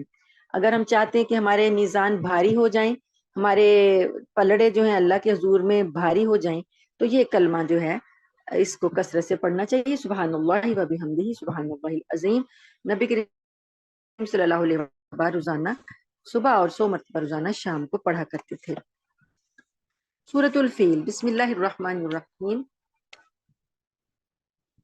ألم تر كيف فعل ربك بأصحاب الفيل ألم يجعل كيدهم في تضليل وأرسل عليهم طيرا أبابيل۔ کیا آپ نے دیکھا نہیں کہ تمہارے پروردگار نے ہاتھی والوں کے ساتھ کیا معاملہ کیا؟ کیا اس نے ان لوگوں کی ساری چالیں بیکار نہیں کر دیں اور ان پر غول کے غول پرندے چھوڑ دیے، ترمیہم بحجارۃ من سجیل، جو ان پر پکی مٹی کے پتھر پھینک رہے تھے، فجعلہم کعصف مأکول، اور ان کو ایسا کر ڈالا جیسے کھایا ہوا بھس۔ یہ سورہ فیل جو ہے یہ نبی کریم صلی اللہ علیہ وآلہ وسلم سے کی پیدائش سے پہلے ایک واقعہ پیش آیا، اس کی طرف اشارہ کر رہی ہے۔ آپ کی پیدائش سے 50 یا 55 دن پہلے ایک واقعہ پیش آیا تھا مکہ میں۔ تو یمن کا ایک بادشاہ تھا، اس کا نام ابرہہ تھا، تو وہ ہاتھیوں کا لشکر لے کر خانہ کعبہ پر چڑھائی کرنے آیا تھا۔ وہ عیسائی تھا، اس کا خیال تھا، وہ چاہتا تھا کہ یہ لوگ جو ہیں ادھر آتے ہیں اور انہیں قریشیوں کو بڑی عزت حاصل ہے اس گھر کی وجہ سے، تو میں بھی کوئی ایک ایسا گھر بناؤں کہ لوگ اس کو چھوڑ کر میرے گھر کی طرف آئیں۔ اس نے اپنا ایک وہاں پر بنایا گھر کوئی کعبے کے متبادل، اور اس میں بڑا ہی اس نے سجایا، اس کی تزئین و آرائش کی۔ تو خانہ کعبہ تو بالکل سادہ سا ہے نا، ایک چوکھٹا سا ہے اور چوکھٹے کے اوپر بس گلاب چڑھا ہوا ہے، تو وہ اس نے بڑا مزین کیا اور بہت سجایا سنوارا، اور لوگوں میں اعلان کیا کہ آئندہ سال سے لوگ خانہ کعبہ میں نہیں جائیں گے بلکہ یہاں حج کرنے آئیں گے۔ وہ چاہتا تھا کہ جو عزت وہاں ان کو ملی ہے وہ مجھے ملے۔ اس نے پھر یہ ارادہ جب کیا تو لوگوں کو اس نے کہا کہ آئندہ کوئی مکہ نہ جائے، یہ کلیسا جو میں نے بنا دیا اسی کو بیت اللہ سمجھے۔ عرب کے لوگ اگرچہ بت پرست تھے لیکن حضرت ابراہیم علیہ السلام کی تعلیمات کے ماننے والے، اور ان کو کہتے تھے وہ کہ ہم ان کے حضرت ابراہیم علیہ السلام کی اولاد ہیں، اسماعیل علیہ السلام کی اولاد ہیں۔ ان کے دلوں میں کعبے کی عظمت پیوست ہو چکی تھی، وہ کعبے پر کوئی آنچ نہیں آنے دے سکتے تھے، جیسے بھی وہ تھے گناہ گار، جیسے بھی وہ جو کرتے تھے اندر، اگرچہ انہوں نے بت رکھے ہوئے تھے لیکن خانہ کعبہ کا احترام جو تھا نا وہ ان کے دل میں جاگزیں تھا۔ انہوں نے جب یہ سنا کہ اس کے ایک اور اس طرح بنا لیا گیا اس طرح کا، تو ان کے دل میں غم و غصے کی لہر دوڑ گئی۔ تو کوئی قریش میں سے کوئی شخص گیا اور رات کو جا کر اس نے اس کے کلیسا میں جا کر گندگی پھیلا دی، اس کی دیواروں پر جا کے گند کر کے سارا مل دیا اور وہ اس کو گندا کر دیا، اور بتایا اس کا اس کلیسے کی اوقات یہ ہے۔ اس کے بعد کسی نے روایتوں میں یہ بھی آتا ہے کہ اس کلیسے میں آگ لگ گئی، تو بادشاہ کا شک اسی پر گیا کہ یہ یقیناً یہ قریشیوں نے کیا ہوگا، اور ہو بھی سکتا ہے کہ کسی قریشی نے کسی حصے میں لگا بھی دی ہو۔ بہرحال بادشاہ کو غصہ آیا ابرہہ کو، اس نے کہا کہ اب میں ان کو نہیں چھوڑوں گا، ان کے خانہ کعبہ کو نہیں چھوڑوں گا، اس کو میں ڈھا دوں گا۔ وہ غصے میں ہاتھیوں کا لشکر لے کر چلا اور خانہ کعبہ کو ڈھانے کے لیے آیا۔ ادھر حضرت عبد المطلب جو نبی کریم صلی اللہ علیہ وسلم کے دادا تھے، اس وقت وہ سردار تھے، تو ابرہہ آیا اور اس نے ان کو کہا کہ باہر اس نے ایک مقام تھا وادی محسر، وادی محسر آتی ہے وہاں پر اس نے پڑاؤ ڈالا، اور وہاں سے اس نے پھر سفیر بھیجا اپنے بندے بھیجے، جا کے عبد المطلب سے کہا کہ ہم لوگ تمہیں نقصان پہنچانے نہیں آئے، ہم صرف اس عمارت کو ڈھانے آئے ہیں، تو تم مزاحمت نہ کرنا۔ تو اور پھر اس نے کہا کہ اگر کوئی تمہارا شخص آ کر بات چیت کرنا چاہتا ہے، کوئی سفیر اپنا سردار، تو وہ آ جائے میرے ساتھ۔ عبد المطلب جو تھے وہ بڑے ہی خوبصورت، وجیح اور بڑے باروب شخصیت کے مالک تھے، انتہائی باروب تھے۔ تو آپ آئے ان کے پاس، ابرہہ کے پاس آئے، تو ابرہہ بڑا متاثر ہوا آپ کی شخصیت سے۔ اس نے ان کی خاطر وہ اٹھا، اور اٹھ کر جہاں وہ بیٹھا ہوا تھا اپنی جگہ پر انہیں جگہ دی کہ یہاں بیٹھو میرے ساتھ۔ تو عبد المطلب نے اسے کہا کہ میرا ہر ذات کا جو اپنا گھر ہوتا ہے وہ خود ہی اس کا رکھوالا ہوتا ہے، تو یہ جو گھر ہے یہ میرا نہیں، یہ اللہ کا گھر ہے، اللہ خود ہی اس کی حفاظت کر لے گا۔ مجھے تمہارے لشکریوں نے میرے اونٹ لے لیے ہیں، چرا لیے ہیں، تو میں اس لیے آیا ہوں کہ میرے اونٹ جو ہیں وہ مجھے واپس کر دیے جائیں۔ ابرا بڑا حیران ہوا، کہنے لگا اتنی بڑی بات کو چھوڑ کر تم اتنی حقیر بات کر رہے ہو، میں تمہارے عبادت گاہ کو ڈھانے کی بات کر رہا ہوں، تم اپنے اونٹوں کی بات کر رہے ہو۔ تو عبد المطلب نے کہا کہ ظاہر ہے کہ میں اونٹوں کا مالک ہوں، تو میں اسی کی بات کروں گا، تم میرے اونٹ واپس دلا دو، تو جس کا گھر ہے وہ خود اس کی حفاظت کر لے گا۔ تو بادشاہ نے کہا کہ یہ تو رجسٹ کر ہی نہیں رہے، مزاحمت کر ہی نہیں رہے، ہمارے لیے تو میدان صاف ہے۔ اس نے اپنے لشکریوں سے کہا کہ ان کے اونٹ واپس کر دیے جائیں۔ عبد المطلب واپس آ گئے، اور آ کر انہوں نے اپنے قبیلے والوں سے کہا کہ ہم جو اس بادشاہ کی مقابلے کی طاقت نہیں رکھتے، تو جس کا گھر ہے وہ خود ہی اس کی حفاظت کرے گا، تو ہم سارے یہاں سے نکل کر پہاڑیوں میں جا کر چھپ جائیں گے، اور اپنی حفاظت ہم بس کر سکتے ہیں، اللہ کے گھر کی حفاظت نہیں ہم کر سکتے۔ انہوں نے اپنے خاندان قبیلے والوں کو کہا کہ یہاں سے چھوڑ دو، علاقے خالی کر دو، اور پہاڑوں کے پیچھے جا کر چھپ جاؤ۔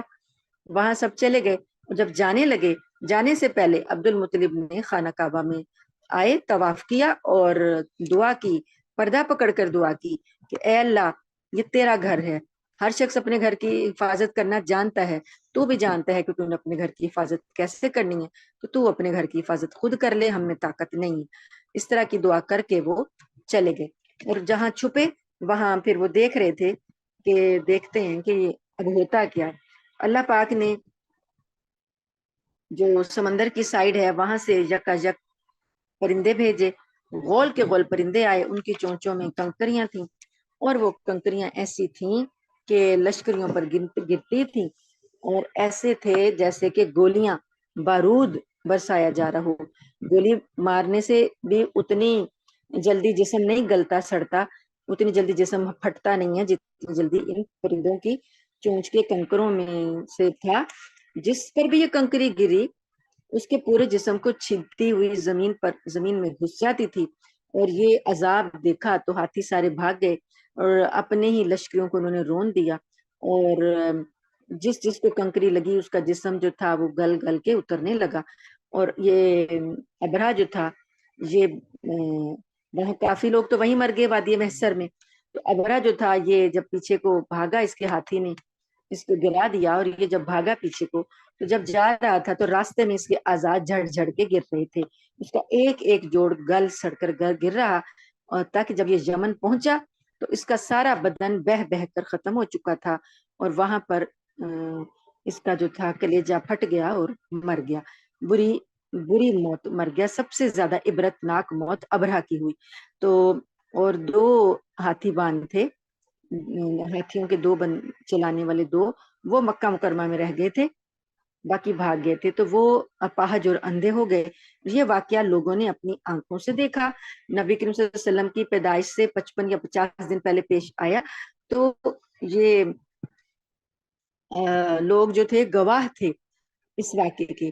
تو اللہ تعالیٰ نے نبی کریم صلی اللہ علیہ وسلم کے پر سورہ فیل نازل کر کے مکہ والوں کو یہ بتایا کہ تم اس رب کی، جو رب یہاں تک تمہاری مدد کرتا ہے، یہاں تک تمہارے خانہ کعبہ کو اس نے بچانے کے لیے لشکر بھیجے، تو اب کیا وہ محمد صلی اللہ علیہ وآلہ وسلم کے لیے کچھ نہیں کرے گا؟ تم ان کو جھٹلا رہے ہو اور تم ان کی تعلیمات کا انکار کر رہے ہو، تو وہ رب جو اپنے گھر کی حفاظت کر سکتا ہے وہ رب محمد صلی اللہ علیہ وسلم کی بھی حفاظت کرے گا، اور وہ غالب آ کر رہے گا، اس کا کلمہ غالب آئے گا. تمہارے جو چالیں ہیں وہ ناکام ہوں گی، جیسے ابرا کی چالیں ناکام ہوئی اسی طریقے سے تمہاری چالیں بھی اسلام کے خلاف ناکام ہو جائیں گی. تو یہ حضرت اسماء رضی اللہ تعالی عنہا جو حضرت عائشہ صدیقہ رضی اللہ تعالی عنہا کی بڑی بہن تھی، تو وہ کہتی ہیں کہ میں نے ان دو اندھے اپاہجوں کو دیکھا ہے جو ابرا کے لشکر کے ساتھ آئے تھے. سورۃ القریش. سورہ قریش. بسم اللہ الرحمن الرحیم. لإلاف قریش إلافهم رحلة الشتاء والصيف فليعبدوا رب هذا البيت الذي أطعمهم من جوع وآمنهم من خوف. قریش کے لوگ عادی ہیں، سردی اور گرمی کے موسم یمن اور شام کے سفر کرنے کے عادی ہیں.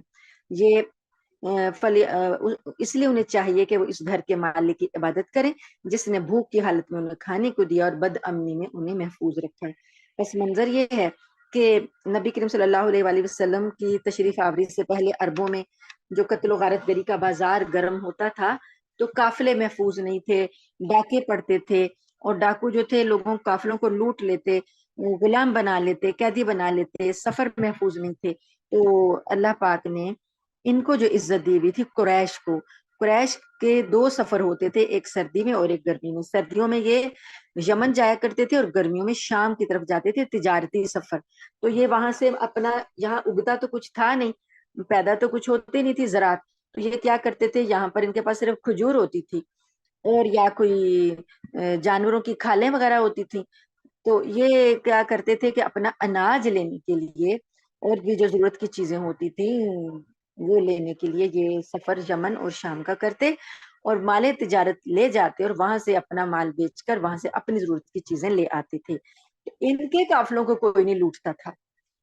سب کو جس کو پتا چل جاتا نا کہ یہ قریش کا قافلہ آ رہا ہے تو کسی کی جرت نہیں ہوتی تھی کہ ان کو لوٹے. کیا تھا؟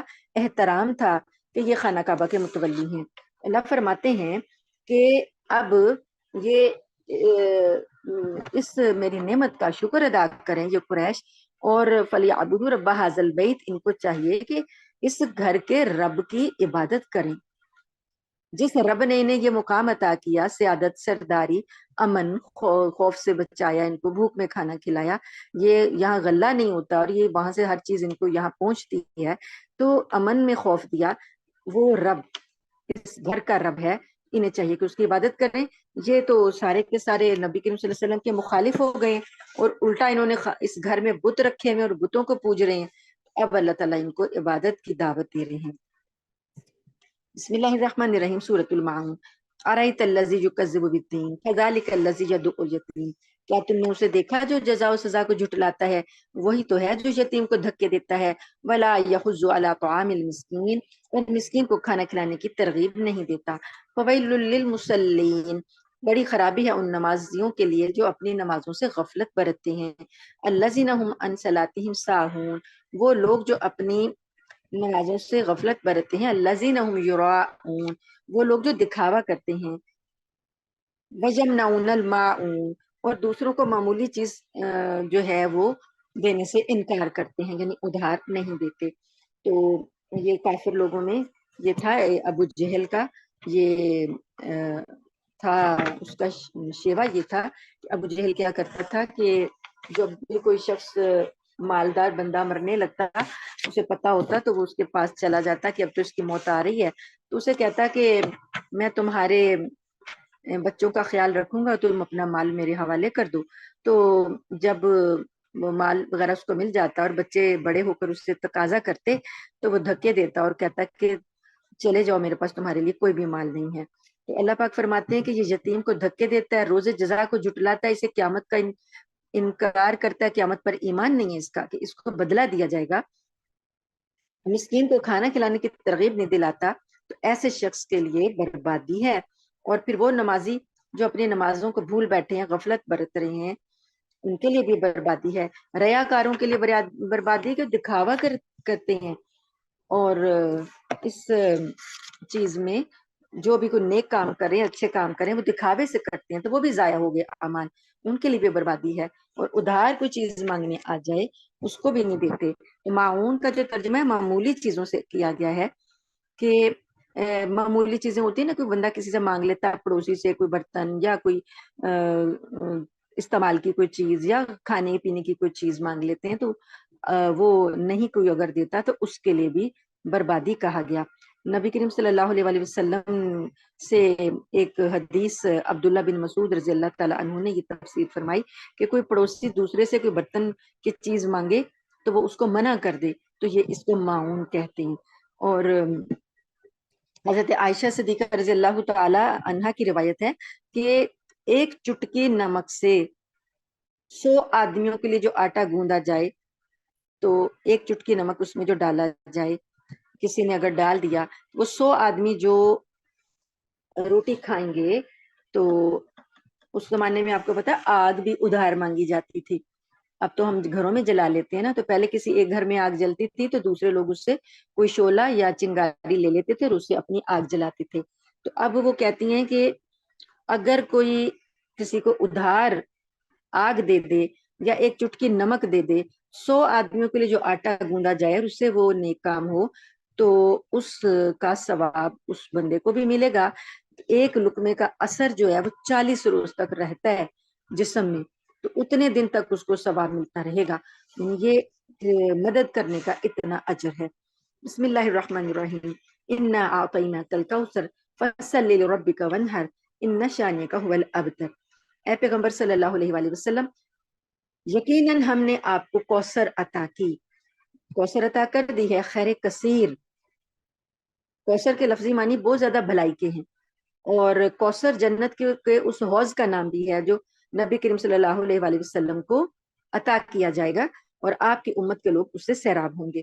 تو حدیث میں ہے کہ نبی کریم صلی اللہ علیہ وسلم فرماتے ہیں کہ اس حوض پر رکھے ہوئے برتن اتنے زیادہ ہیں، آپ اس حوض سے پیالہ بھریں گے اور برتن بھریں گے اور اپنے امتیوں کو سیراب کریں گے، تو فرمایا کہ اتنے زیادہ برتن ہوں گے جتنے آسمان کے ستارے۔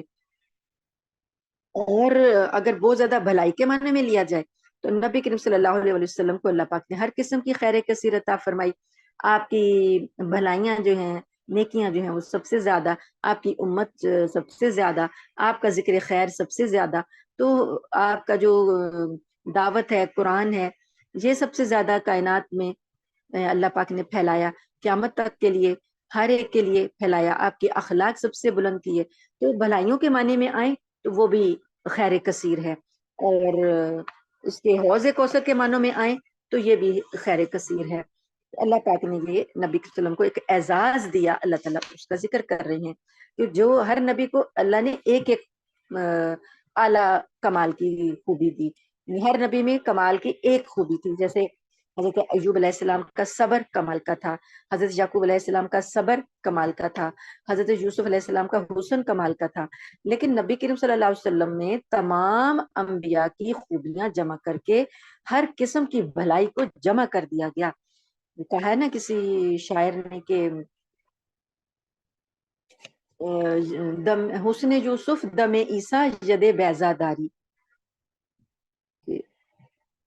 ہما آنچے خوبا ہما دارن تو تنہا داری، کہ وہ وہ انبیاء جو ہیں ایک ایک خوبی میں کمال رکھتے ہیں، آپ جو ہیں ہما دارن آنچے خوبا، تمام خوبیاں آپ کے اندر جمع ہیں، تو آپ تنہا اس اللہ تعالیٰ نے آپ کو عطا کیے۔ اب اللہ پاک نے یہ جو آپ کو شان عطا کی، اس کے بعد اللہ تعالیٰ کہتے ہیں اب آپ کو کیا کرنا ہے، فصلی لربک وانحر، آپ اپنے رب کی نماز پڑھیں اور قربانی کریں، ان شانئک هو الابتر، آپ کا دشمن ہی ابتر ہے، جڑ کٹا ہوا، دم کٹا ہوا ہے۔ اب یہ اس کا شان نزول وہ ہے کہ جب نبی کریم صلی اللہ علیہ وآلہ وسلم کے جو دوسرے بیٹے کا انتقال ہوا، جو تھے سیکنڈ نمبر والے حضرت عبداللہ، ان کا انتقال ہوا تو آس بن وائل ایک کافر تھا، اس نے کہا کہ محمد نعوذ باللہ، ابتر کہا کہ محمد کی نعوذ باللہ جڑ کٹ گئی ہے، یعنی نسل ختم ہو گئی ہے۔ تو نبی کریم صلی اللہ علیہ وآلہ وسلم کی کو ایسا تانا دیا، اللہ پاک کی کو گوارا نہیں ہے کہ نبی کریم صلی اللہ علیہ وسلم کی شان میں کوئی ہلکی سی بھی گستاخی کرے یا تانا دے یا بری بات کہے۔ اللہ پاک نے سورت نازل کر دی اور کہا کہ اللہ نے تو آپ کو اتنی خیر کثیر عطا کی ہے، آپ کی یہ والی اولاد کے بجائے اللہ نے آپ کو روحانی اولاد اتنی دی ہے، قیامت تک آپ کی امت جو ہے وہ خیر کثرت میں ہے. تو یہ آپ کا ذکر جو ہے وہ اللہ نے بلند کر دیا ہے. تو یہ جو دشمن ہیں آپ کے، یہی دم کٹے ہیں، یہی نسل کٹے ہوئے ہیں، انہی کی جڑ کٹی ہوئی ہے. آپ کا تذکرہ تو زندہ جاوید ہے. تو اب آپ دیکھ لیجئے نبی کریم صلی اللہ علیہ وسلم کے کیسے کیسے جانی دشمن تھے. ابو جہل تھا، ابو لہب تھا، عاص بن وائل تھا، اخنس بن شریف تھا. کوئی جانتا ہے ان کے نام؟ ان کے نام بس کوئی پڑھتا ہے تو اسے آتے ہیں. کوئی جانتا ہے کہ ان کی اولادیں کتنی تھیں، ان کے بیٹے کتنے تھے، ان کے کمال کیا تھے؟ ان کی نسلیں ختم ہو چکی ہیں. لیکن جن کے نام اللہ نے زندہ رکھے ہیں وہ ضروری نہیں ہے کہ اولاد سے رکھے جائیں. اللہ تعالیٰ نے اولاد کے بغیر، لڑکوں کے بغیر، بیٹوں کے بغیر اللہ پاک نے ایسی ایسی اونچی شانیں عطا کی ہیں کہ اس کا اولادوں والے اس کا مقابلہ نہیں کر سکتے. بسم اللہ الرحمن الرحیم. سورۃ الکافرون. قل یا ایھا الکافرون،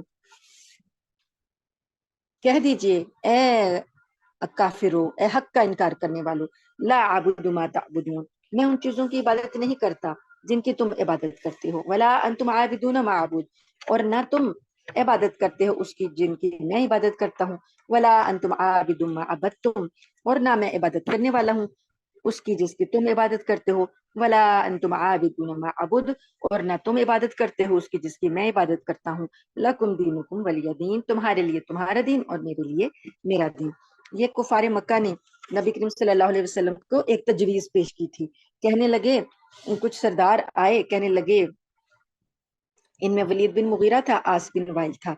یہ کہنے لگے کہ ہم ایسا کریں کہ ہماری اور تو آپ کے درمیان ایک صلح ہو جائے. یہ ہم طے کر لیتے ہیں کہ ایک سال آپ ہمارے معبودوں کی عبادت کریں گے تو دوسرے سال ہم آپ کے معبود کی عبادت کریں گے. کچھ لوگوں نے یہ بھی کہا کہ اس طریقے سے بھی کہ کوئی ہمارے اس طریقے سے صلح ہو سکتی ہے، ہم جو ایک دوسرے سے ہو رہے ہیں، دشمنی ہو رہی ہے، تو ہم چاہتے ہیں کہ صلح ہو جائے. اور نبی کریم صلی اللہ علیہ وسلم کو اللہ پاک نے یہ صورت نازل کر دی اور کہا کہ انہیں کہہ دو کہ جو جن کی تم عبادت کرتے ہو، جن بتوں کی، میں تو ان کی عبادت نہیں کرتا، اور میں جس رب کی عبادت کرتا ہوں تم اس کی عبادت نہیں کرتے. تو پھر یہ صلح کیسے ہو سکتی ہے؟ مصالحت بالکل ہو ہی نہیں سکتی عبادت پر. مصالحت جائز ہی نہیں ہے کہ انسان کفر اور شرک کو آپس میں ملا دے. حق کے ساتھ حق اور باطل مدغم ہو جائے، گڈمڈ ہو جائے، مکس ہو جائے، ایسا نہیں. حق واضح ہے، باطل بھی واضح ہے. تو ہر قسم کی مصالحت جو ہے جس میں کہ دین کے شاعر کو چھوڑنا پڑے، یہ بالکل بھی جائز نہیں ہے. اعلان کر دیا گیا کہ تمہارے لیے تمہارا دین، اگر تمہیں اپنا دین اتنے پسند ہے تو رہو، قائم رہو اپنے دین پر، میں اپنے دین پر قائم رہوں گا. بسم اللہ الرحمن الرحیم. سورۃ النصر. اذا جاء نصر اللہ والفتح، جب اللہ کی مدد اور فتح آ جائے. ورأیت الناس يدخلون فی دین اللہ افواجا، اور تم دیکھو کہ لوگ اب اللہ کے دین میں فوج در فوج داخل ہو رہے ہیں، گروہ در گروہ داخل ہو رہے ہیں. فسبح بحمد ربک واستغفر انہ کان توابا. تو آپ کو چاہیے کہ اب اپنے رب کی حمد کے ساتھ تسبیح بیان کریں، اس کے ساتھ اس سے بخشش چاہیں، بے شک وہ بہت زیادہ توبہ قبول کرنے والا ہے. یہ فتح کی جو خوشخبری سنائی گئی، یہ فتح اور مدد آ گئی، یہ فتح مکہ کی خوشخبری ہے. اور نبی کریم کو اللہ پاک نے بتایا کہ اللہ تعالیٰ آپ کو عنقریب یہ فتح دیں گے، اور آپ دیکھیں گے کہ لوگ جو ہیں فوج در فوج، گروہ در گروہ دین میں داخل ہو رہے ہیں. تو جب یہ صورت نازل ہوئی تو بہت سے صحابہ کرام جو تھے وہ تو خوش ہو گئے کہ اب تو ہمیں فتح ملنے والی ہے، اللہ کی مدد آ رہی ہے. لیکن روایات میں آتا ہے کہ نبی کریم صلی اللہ علیہ وسلم کے چچا عباس، اور ایک روایات میں آتا ہے کہ حضرت ابوبکر صدیق رونے لگے یہ صورت سن کر. اور جب ان سے پوچھا گیا، رونے کی وجہ پوچھی گئی، تو وہ کہنے لگے کہ یہ گویا کہ اللہ تعالیٰ نے کام مکمل کر دیا ہے، دین مکمل ہو گیا. تو اب نبی کریم صلی اللہ علیہ وسلم کی وفات قریب ہے اور دنیا سے جانے کا وقت قریب آ رہا ہے. اللہ پاک نے آپ کو کہہ دیا کہ تسبیح کریں، حمد کریں، توبہ کریں. تو نبی کریم صلی اللہ علیہ وسلم کے شان میں کوئی کمی تو نہیں تھی کہ ہم جیسے جو ہیں ہمیں تو توبہ استغفار کی ضرورت ہے. نبی کے وسلم تو معصوم تھے، لیکن اللہ تعالیٰ شان بڑھانے کے لیے اور ہو سکتا ہے کہ بھول چک ہو جائے، وہ تو انسان سے ہو جاتی ہے، اس کے لیے اللہ پاک نے کہا کہ آپ اللہ سے استغفار اور توبہ میں کثرت کریں۔ اس سے ایک سبق یہ بھی ملتا ہے کہ جب انسان کو کے معاملات، جو اس نے کچھ کام شروع کیا ہو وہ پورا ہو جائے، تو اس کو چاہیے جب اس کا کام مکمل ہو جائے، اور خاص طور پر جیسے بچے بڑے ہوتے ہیں، اولاد جوان ہوتی ہے، تو والدین کو سمجھ آنا چاہیے کہ ہمارا وقت اب قریب ہے، تو کثرت سے استغفار، تسبیحات اور توبہ کی طرف لگ جانا چاہیے۔ بسم اللہ الرحمن الرحیم۔ تبت یدا ابی لہب وتب، ٹوٹ گئے ہاتھ ابو لہب کے اور وہ خود برباد ہوا۔ ما اغنا عنہ مالہ وما کسب، اس کی دولت جو اس نے کمائی تھی وہ کام نہیں آئی۔ سیسلا نارن ذات لہب، اور انقریب اس کو بھڑکتے شولوں والی آگ میں داخل کیا جائے گا۔ وامرأتہ، اور اس کی بیوی بھی، حمالۃ الحطب، لکڑیاں ڈھوتی ہوئی، فی جیدہا حبل من مسد، اپنے گردن میں مونج کی رسی لیے ہوئے۔ ابو لہب نبی کے وسلم کا سگا چچا تھا، عبد المطلب کا بیٹا تھا، اور یہ آپ کی دعوت اسلام کے بعد آپ کا دشمن ہو گیا، اتنا جانی دشمن ہوا کہ طرح طرح سے آپ کو تکلیفیں پہنچاتا تھا۔ اور جب نبی کریم صلی اللہ علیہ وآلہ وسلم نے جب اعلانیہ دعوت کی تھی، تو آپ نے کوہ صفا پہ چڑھ کر پکارا تھا اور اپنے خاندان والوں کو بلایا تھا، اور آپ نے اس وقت لوگوں سے کہا کہ میں تمہارے لیے اللہ کا رسول ہوں اور دعوت دیتا ہوں تم ایک اللہ کی عبادت کرو، قولوا لا الہ الا اللہ تفلحوا۔ تو اس نے اس وقت آپ کی طرف ہاتھ بڑھا کے کہا، تبت لکا الحاظ جمیعتنا، کیا اس مقصد کے لیے تو نے ہمیں جمع کیا تھا؟ تبن کا مطلب ہوتا تھا کہ تو برباد ہو جائے، نعوذ باللہ، ایسے اس نے کہہ کے کہ تیری خرابی ہو، تیری بربادی ہو، نعوذ باللہ نعوذ باللہ، تو کیا تو نے اس بات کے لیے ہمیں جمع کیا تھا؟ تو اللہ تعالیٰ کو یہ بات اتنی ناپسند آئی، اللہ پاک نے پہلے تو ابو لہب کو بد دعا دی اور بربادی کا اعلان کیا، کہا کہ نبی کریم کے نہیں بلکہ ابو لہب کے ہاتھ برباد ہوں، اس کے ہاتھ ٹوٹے اور وہ خود برباد ہو چکا ہے، یعنی ماضی کا صیغہ استعمال کیا کہ وہ ہو چکا ہے، حالانکہ ابھی وہ زندہ تھا، لیکن جو کام ہونا ہے اٹل ہے، اللہ نے فرمایا کہ وہ ہو چکا ہے، برباد ہو چکا ہے، اس کے ہاتھ ٹوٹ چکے ہیں۔ یہ جو مال کما رہا ہے، اس کو اپنے مال پر، اپنے بیٹوں پر بڑا ناز ہے، اس کو کوئی بھی اس کے کام نہیں آئے گا۔ اور اس نے اپنی اتنا زیادہ دشمنی کی تھی کہ نبی کریم صلی اللہ علیہ وآلہ وسلم کی دو بیٹیاں، حضرت رقیہ اور حضرت ام کلثوم، اس کے دو بیٹوں عتبہ اور عتیبہ کے نکاح میں تھیں۔ اس نے اپنے بیٹوں سے کہا کہ اگر تم یہ محمد جس دن کی دعوت دے رہی ہیں، اگر تو تم میرے دن پر ہو تو تم جا کر ان کی بیٹیوں کو طلاق دے دو۔ تو ابو اس نے اپنے بیٹوں کو اکسایا کہ وہ طلاق دے دیں، نکاح ہو چکے تھے، رخصتیاں نہیں ہوئی تھیں ابھی۔ تو ایک لڑکا جو تھا عتبہ، اس نے تو ایسے طلاق دے دی، کہا کہ میں طلاق دیتا ہوں، لیکن جو عتیبہ تھا اس نے بھری محفل میں جا کے نبی کریم صلی اللہ علیہ وسلم جہاں بیٹھے تھے، بھری محفل میں جا کر آپ کو برا بھلا کہا اور ساتھ میں کہا کہ میں تمہاری بیٹی کو طلاق دیتا ہوں۔ اللہ پاک نے اس پورے گھرانے کو، یہ بھی، اس کی بیوی بھی اور اس کے بیٹے بھی، یہ سارے جو تھے بڑے کٹر دشمن تھے نبی کریم صلی اللہ علیہ وسلم کے، تو اللہ نے سارے گھرانے کو اس طرح برباد کیا کہ عتبہ جو تھا وہ تو اس میں مارا گیا جنگ بدر میں۔ تو یہ جو جنگ بدر کے 7 دن کے بعد ابو لہب جو تھا، اس کو ایک ایسی طاعون جیسی بیماری ہوئی کہ یہ اس میں عرب لوگ جو تھے چونکہ چھوٹ چھات کے قائل تھے، تو لوگوں کو ڈر تھا کہ اس کی بیماری ہمیں نہ لگ جائے، تو اس کے اپنے ہی گھر والوں نے اس کو ادسا کی بیماری اسے کہتے تھے، تو اس کو انہوں نے باہر صحرا میں ایک مچان سی بنا کے، وہ چھت سی ڈال کے کھجوروں کی، تو اس کے اندر اس کو رکھ دیا کہ وہیں رہے گا، ہمیں نہ لگ جائے کہیں یہ بیماری۔ اسی حالت میں یہ مر گیا، اس کی لاش سے بدبو اٹھنے لگی، کوئی اس کو دفن کرنے کے لیے تیار نہیں تھا۔ تو جب ارد گرد کے لوگوں نے دیکھا کہ اس کی بدبو سے ہمارا جینا دوبر ہو رہا ہے، تو انہوں نے کچھ حبشی غلاموں کو اجرت دی اور کہا کہ گڑھا کھودو اور لکڑی سے دھکیل کر اس کے جسم کو اس گڑھے میں ڈال دو. یہ بدبودار شخصیت جو تھی اس کے اس طرح سے یہ دفن ہوا.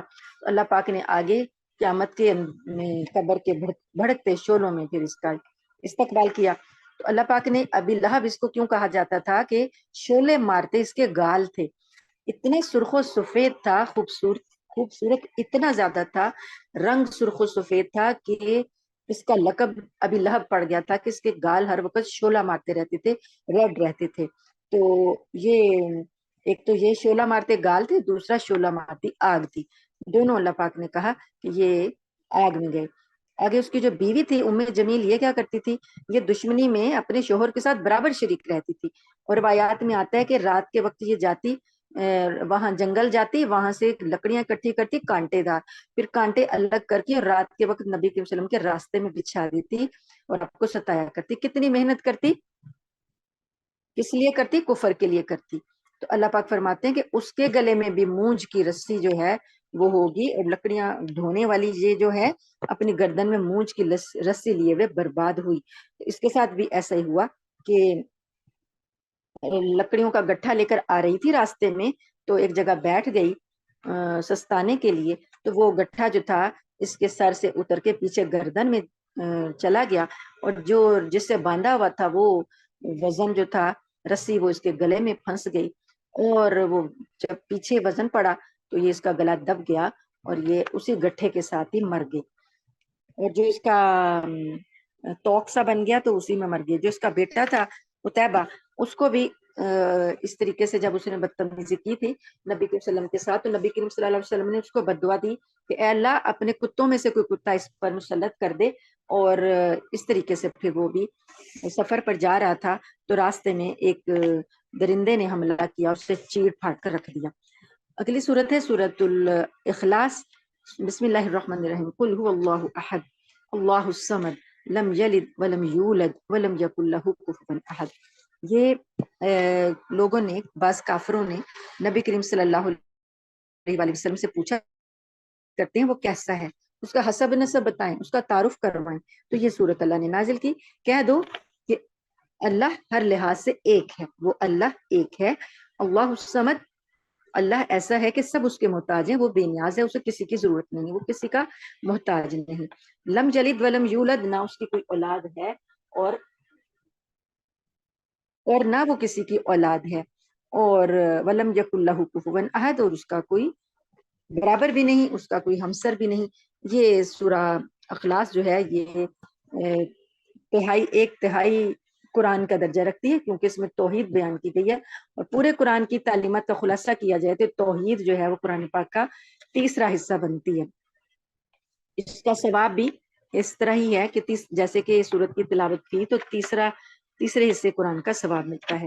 توحید بہت زیادہ ہم لوگوں نے دورہ قرآن میں بیان کی ہے، تو انشاءاللہ آپ کو سمجھ آئی ہوگی. بسم اللہ الرحمن الرحیم. سورۃ الفلق. قل اعوذ برب الفلق من شر ما خلق ومن شر غاسق اذا وقب. کہہ دو کہ میں صبح کے مالک کی پناہ مانگتا ہوں ہر اس چیز کے شر سے جو اس نے پیدا کی ہے، اور اندھیری رات کے شر سے جب وہ پھیل جائے. ومن شر النفاثات فی العقد، اور ان جانوں کے شر سے جو گروں پر پھونک مارتی ہیں. ومن شر حاسد اذا حسد، اور ہر حسد کرنے والے کے شر سے جب وہ حسد کرے. یہ دونوں صورتیں اکٹھی پڑھ کے تو دونوں کی جو ہے تشریح ایک جیسی ہے. بسم اللہ الرحمن الرحیم. قل اعوذ برب الناس ملک الناس الہ الناس. کہو کہ میں پناہ مانگتا ہوں سب لوگوں کے پروردگار کی، سب لوگوں کے بادشاہ کی، سب لوگوں کے معبود کی. من شر الوسواس الخناس، اس وسوسہ ڈالنے والے کے شر سے جو پیچھے کو چھپ کر وسوسے ڈالتا ہے. الذی یوسوس فی صدور الناس، وہ لوگوں کے دلوں میں وسوسے ڈالتا ہے. من الجنت والناس، چاہے وہ جنات میں سے ہو یا انسانوں میں سے. تو یہ جو دونوں صورتیں معوذتین کہلاتی ہیں. تو ان کے نزول کا سبب یہ ہے کہ کچھ یہودیوں نے نبی کریم صلی اللہ علیہ وآلہ وسلم پر جادو کرنے کی کوشش کی تھی، اور اس کے کچھ اثرات آپ پر ظاہر اس طرح سے ہوئے. آپ کی طبیعت میں بھاری پن محسوس ہوتا تھا، سر آپ کا بھاری رہتا تھا، اور آپ کچھ بات کو بھولنے لگے تھے. تو نماز پڑھاتے تو ٹھیک پڑھاتے اور قرآن پڑھاتے تو ٹھیک پڑھتے، لیکن کچھ باتوں میں اور باتوں میں کچھ آپ کو بھولنے لگے۔ تو اللہ پاک نے نبی کریم صلی اللہ علیہ وسلم کو خواب کے ذریعے دکھایا کہ آپ نے ایک رات خواب میں دیکھا کہ دو فرشتے آئے ہیں، ایک آپ کے سرہانے اور ایک آپ کے پاؤں کی طرف بیٹھا، اور آپس میں وہ باتیں کرنے لگے کہ ان صاحب کو کیا ہوا ہے۔ دوسرے نے کہا کہ ان پر جادو کر دیا گیا ہے۔ کس نے کیا ہے؟ بتایا گیا کہ ایک لبید تھا شخص، اس کی بیٹیوں نے کیا ہے۔ تو اس میں وہ یہودی تھا، تو کہاں کیا ہے؟ تو وہ بتایا سارا انہوں نے کہ ایک جادو کر کے ایک کنویں میں دبا دیا گیا ہے۔ تو نبی کریم صلی اللہ علیہ وآلہ وسلم کو انہوں نے فرشتوں نے اس طرح سے دم کیا کہ یہ جو آیتیں ہیں 11 آیتیں ہیں، 5 سورہ فلق کی اور 6 سورہ ناس کی، ان 11 آیتوں میں سے وہ یہ سورت پڑھتے جاتے، ایک ایک آیت پڑھتے جاتے، اور نبی کریم صلی اللہ علیہ وسلم کی طبیعت ٹھیک ہوتی جاتی، جو گرہیں تھی وہ کھلتی جاتی، اور 11 آیتیں پڑھنے کے بعد انہوں نے نبی کریم صلی اللہ علیہ وسلم کو دم کیا، اور نبی کریم صلی اللہ علیہ وسلم کی طبیعت حشاش بشاش ہو گئی۔ پھر آپ کی آنکھ کھلی تو آپ نے حضرت علی رضی اللہ تعالی عنہ کو اور کچھ لوگوں کو، حضرت زید کے شاید، بھیجا کہ وہ وہاں سے نکال کے لائیں۔ جو کنویں میں سے جب نکالا گیا تو نبی کریم صلی اللہ علیہ وسلم کی جو کنگھی تھی اس کا ایک ٹوٹے ہوئے دندانے تھے اور چند بال تھے، اس کو لے کر ایک پتلا سا بنایا گیا تھا، اور اس میں سوئیاں چبو کر اس کو وہ گریں باندھ کر دھاگے میں اس کو اندھے کنویں میں دفن کیا گیا تھا، یعنی ویران کنویں میں۔ تو پھر آپ صلی اللہ علیہ وسلم نے وہ منگوایا، تو وہ پھر اسی طریقے سے ایک ایک آیت پڑھتے گئے اور اس کی گریں جو تھی وہ کھلتی گئیں، اور اس طریقے سے یہ اللہ نے عطا کیا آپ کو یہ صورت۔ اس کا اس میں جو بھی کوئی شیطان ہے، جن ہے، انسان ہے، حسد کرنے والا ہے، گریں باندھ کر کسی پر جادو کیا گیا، یہ اس کا علاج ہے۔ اللہ تعالیٰ کو تو نبی کریم صلی اللہ علیہ وسلم کو تو فرشتوں نے دم کیا اور وہ تو ٹھیک ہو گئے، لیکن پوری امت مسلمہ کے لیے اللہ پاک نے یہ نسخہ دے دیا، یہ ایک جو ہے رقیہ شریعہ جو ہے وہ دے دیا کہ کسی پر کوئی ایسا آ جائے، وار ہو جائے، تو انسان جو ہے وہ یہ صورتیں پڑھے، اپنے اوپر دم کرے، تو اس کو اللہ تعالیٰ اپنی حفاظت میں لے لیتے ہیں، کیونکہ اس میں اللہ کی حفاظت میں آنا، اللہ کی پناہ مانگی گئی ہے ہر شر سے، اندھیری رات کے شر سے۔ تو اللہ کی پناہ میں جب بندہ آ جائے گا تو وہ بچ جائے گا۔ اب دیکھ لیجئے کہ الحمدللہ ہمارا قرآن جو ہے مکمل ہوا الحمدللہ، اللہ کی توفیق سے ہم نے آخری آیت من الجنت والناس تک پڑھ لیا۔ تو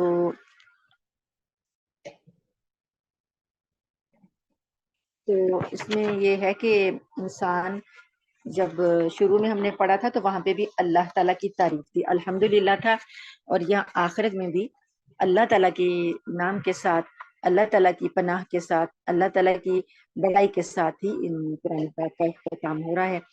اللہ تعالیٰ سے دعا ہے کہ جو کچھ ہم نے پڑھا اللہ کے فضل و کرم سے اللہ نے ہمیں توفیق بخشی، اور اس خدمت کی سعادت اللہ نے ہمیں بخشی۔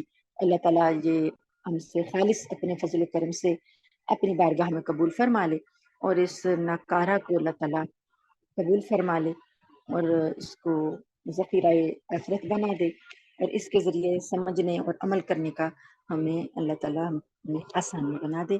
آمین ثم آمین۔ آپ لوگوں کا بہت شکریہ کہ آپ لوگوں نے میرا ساتھ دیا۔ اللہ تعالیٰ آپ سب کو قبول فرمائے۔ وآخر دعوانا ان الحمدللہ رب العالمین۔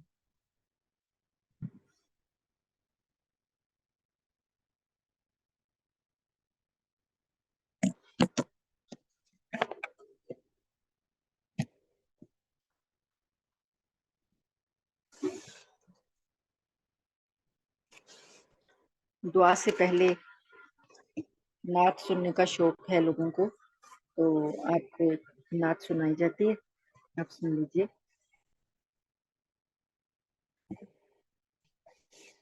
مختصر سی ہوگی کیونکہ ہمارے پاس ٹائم تھوڑا ہے۔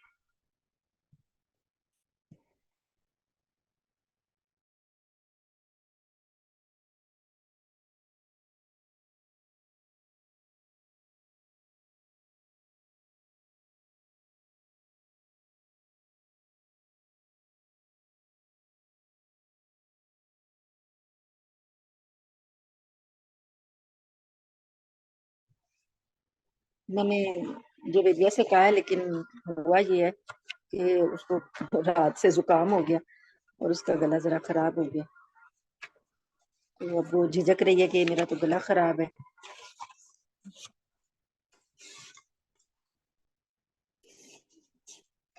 چلیں تھوڑی سی 2-4 اشعار پڑھ دیں تاکہ ادھر آ جاؤ، آگے آ جاؤ.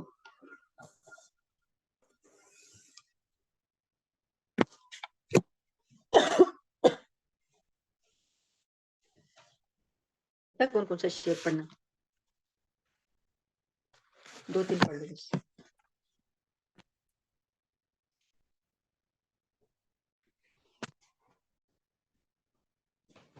ٹائم نہیں ہے.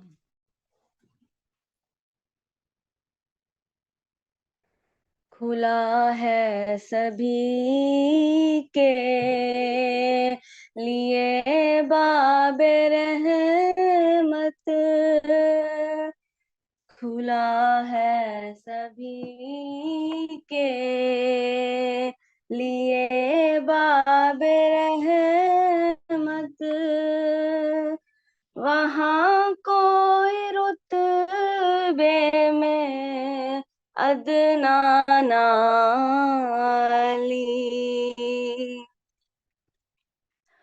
مرادوں سے دامن نہیں کوئی خالی، قطاریں لگائے کھڑے ہیں سوالی،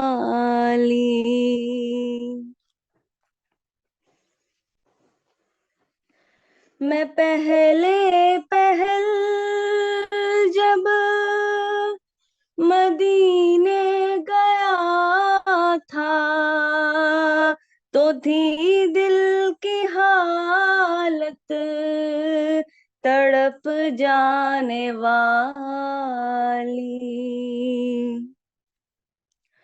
میں پہلے پہل جب مدینے گیا تھا تو تھی دل کی حالت تڑپ جانے والی، وہ دربار سچ مچ میرے سامنے تھا، ابھی تک تصور تھا جس کا خیالی،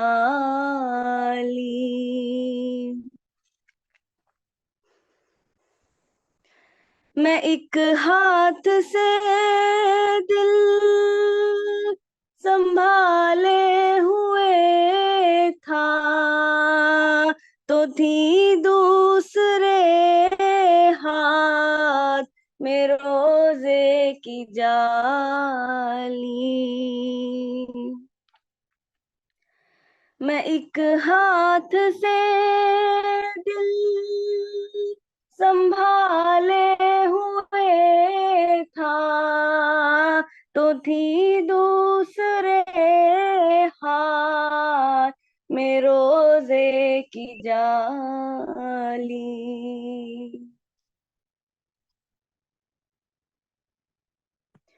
دعا کے لیے ہاتھ اٹھتے تو کیسے نہ یہ ہاتھ خالی نہ وہ ہاتھ خالی،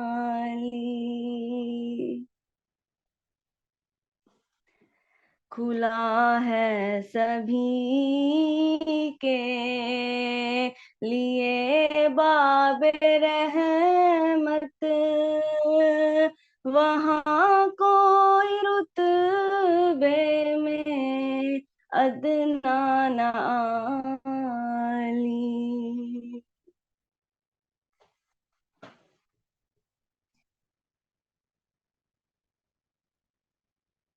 بس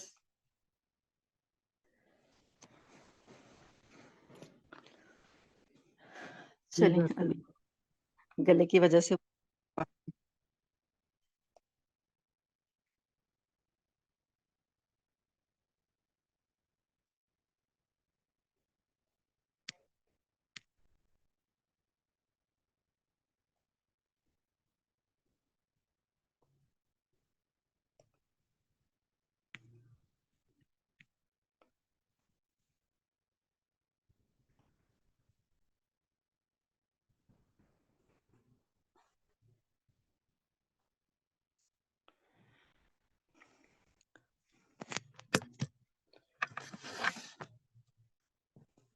دعا کرتے ہیں.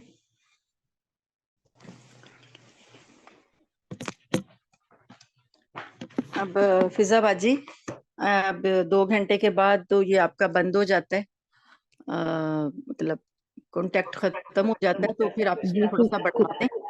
جی میں کوشش کرتی ہوں کہ بڑھ جائے، لیکن آپ جو ہے نا سرٹیفکیٹس جو ہے میں نے آپ کو بھیج دوں، یہ بات بعد نہیں ہو سکے گی. جی انشاءاللہ وہ پھر آپ مجھے دیں گی نا تو میں سینڈ کر دوں گی جو میرے ساتھ لوگ ہیں. جی اور ابھی آپ نے مختار کے لیے اور فضا کے سب لوگوں کے لیے دعا ضرور کروانی ہے، کافی بیمار ہیں لوگ. جی جی انشاءاللہ.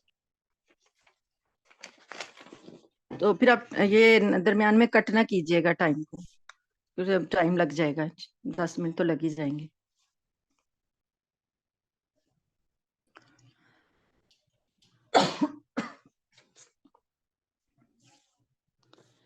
اللهم لك الحمد كله ولك الشكر كله وإليك يرجع الأمر كله علانيته وسره. أهل أنت أن تعبد، أهل أنت أن تحمد، لا إله إلا أنت سبحانك إنا كنا من الظالمين. يا ربي لك الحمد كما ينبغي لجلال وجهك وعظيم سلطانك. سبحان الله وبحمده عدد خلقه وزنة عرشه ومداد كلماته. اللهم صل على محمد وعلى آل محمد كما صليت على إبراهيم وعلى آل إبراهيم إنك حميد مجيد. اللهم بارك على محمد وعلى آل محمد كما باركت على إبراهيم وعلى آل إبراهيم إنك حميد مجيد. ربنا ظلمنا أنفسنا وإن لم تغفر لنا وترحمنا لنكونن من الخاسرين. ربنا آتنا في الدنيا حسنة وفي الآخرة حسنة وقنا عذاب النار. ربنا هب لنا من أزواجنا وذرياتنا قرة أعين واجعلنا للمتقين إماما. اللهم أحسن عاقبتنا في الأمور كلها وأجرنا من خزي الدنيا وعذاب الآخرة. ربنا لا تؤاخذنا إن نسينا أو أخطأنا. ربنا ولا تحمل علينا إسرا كما حملته على الذين من قبلنا. ربنا ولا تحملنا ما لا طاقة لنا به واعف عنا واغفر لنا وارحمنا أنت مولانا فانصرنا على القوم الكافرين. ربنا رب ارحمهما كما ربياني صغيرا. اللهم حاسبنا حسابا يسيرا. ربنا اغفر لنا وللمؤمنين والمؤمنات والمسلمين والمسلمات الأحياء منهم والأموات. اللهم أنت ربي لا إله إلا أنت. أنت الأحد الصمد، أنت الأحد الصمد أنت الأحد الصمد الذي لم يلد ولم يولد ولم يكن له كفوا أحد. اللهم إنا نسألك بأنك أنت الله لا إله إلا أنت الحنان، أنت الحنان، أنت الحنان المنان، يا بديع السماوات والأرض، يا ذا الجلال والإكرام، يا ذا الجلال والإكرام. اللهم اشف مرضنا ومرض المسلمين، يا شافي الأمراض اشف مرضنا ومرض المسلمين، يا شافي الأمراض اشف مرضنا ومرض المسلمين، يا قاضي الحاجات اقضي حاجاتنا وحاجات المسلمين، يا حي يا قيوم برحمتك نستغيث، يا بديع السماوات والأرض، يا ذا الجلال والإكرام. اللهم طهر قلوبنا من النفاق وطهر أعمالنا من الرياء وألسنتنا من الكذب وأعيننا من الخيانة، فإنك تعلم خائنة الأعين. اللهم إنا نعوذ بك من عذاب القبر اللهم إنا نعوذ بك من عذاب جهنم ونعوذ بك من فتنة المسيح الدجال. اللهم إنا نسألك الجنة الفردوس. اللهم إنا نسألك الجنة الفردوس. اللهم إنا نسألك علما نافعا ورزقا حلالا طيبا. اللهم تقبل دعاءنا. اللهم تقبل قيامنا وصيامنا وركوعنا وسجودنا وتلاوة القرآن. اللهم تقبل تلاوة القرآن. اللهم ارحم على حالنا ولا تنظر إلى سوء آمالنا. اللهم اجعلنا من الصابرين. اللهم اجعلنا من الصادقين. اللهم اجعلنا من القانتين. اللهم اجعلنا من المنفقين. اللهم اجعلنا من المستغفرين. اغفر لنا ذنوبنا كلها. اغفر لنا ذنوبنا كلها. اللهم إنك عفو كريم تحب العفو فاعف عنا. فاعف عنا يا كريم. فاعف عنا يا رحيم. فاعف عنا يا أكرم الأكرمين. اللهم اجعلنا من أتقاء شهر رمضان. اللهم تقبل صيامنا وسجودنا وركوعنا. اللهم اعتق رقابنا ورقاب آبائنا وأمهاتنا وأزواجنا وأولادنا وإخواننا من النار. اللهم حاسبنا حسابا يسيرا. اللهم حاسبنا حسابا يسيرا. اللهم ارحم أمة محمد صلى الله عليه وسلم. اللهم اغفر أمة محمد صلى الله عليه وسلم. اللهم انصر أمة محمد صلى الله عليه وسلم. اللهم فرج عن أمة محمد صلى الله عليه وآله وسلم. اللهم أيد الإسلام والمسلمين. اللهم انصر الإسلام والمسلمين. اللهم أعز الإسلام والمسلمين ودمر أعداء الدين ودمرهم تدميرا. ودمرهم تدميرا. اللهم منزل الكتاب سريع الحساب اهزم الأحزاب. اللهم اهزمهم وزلزلهم. اللهم اهزمهم وزلزلهم.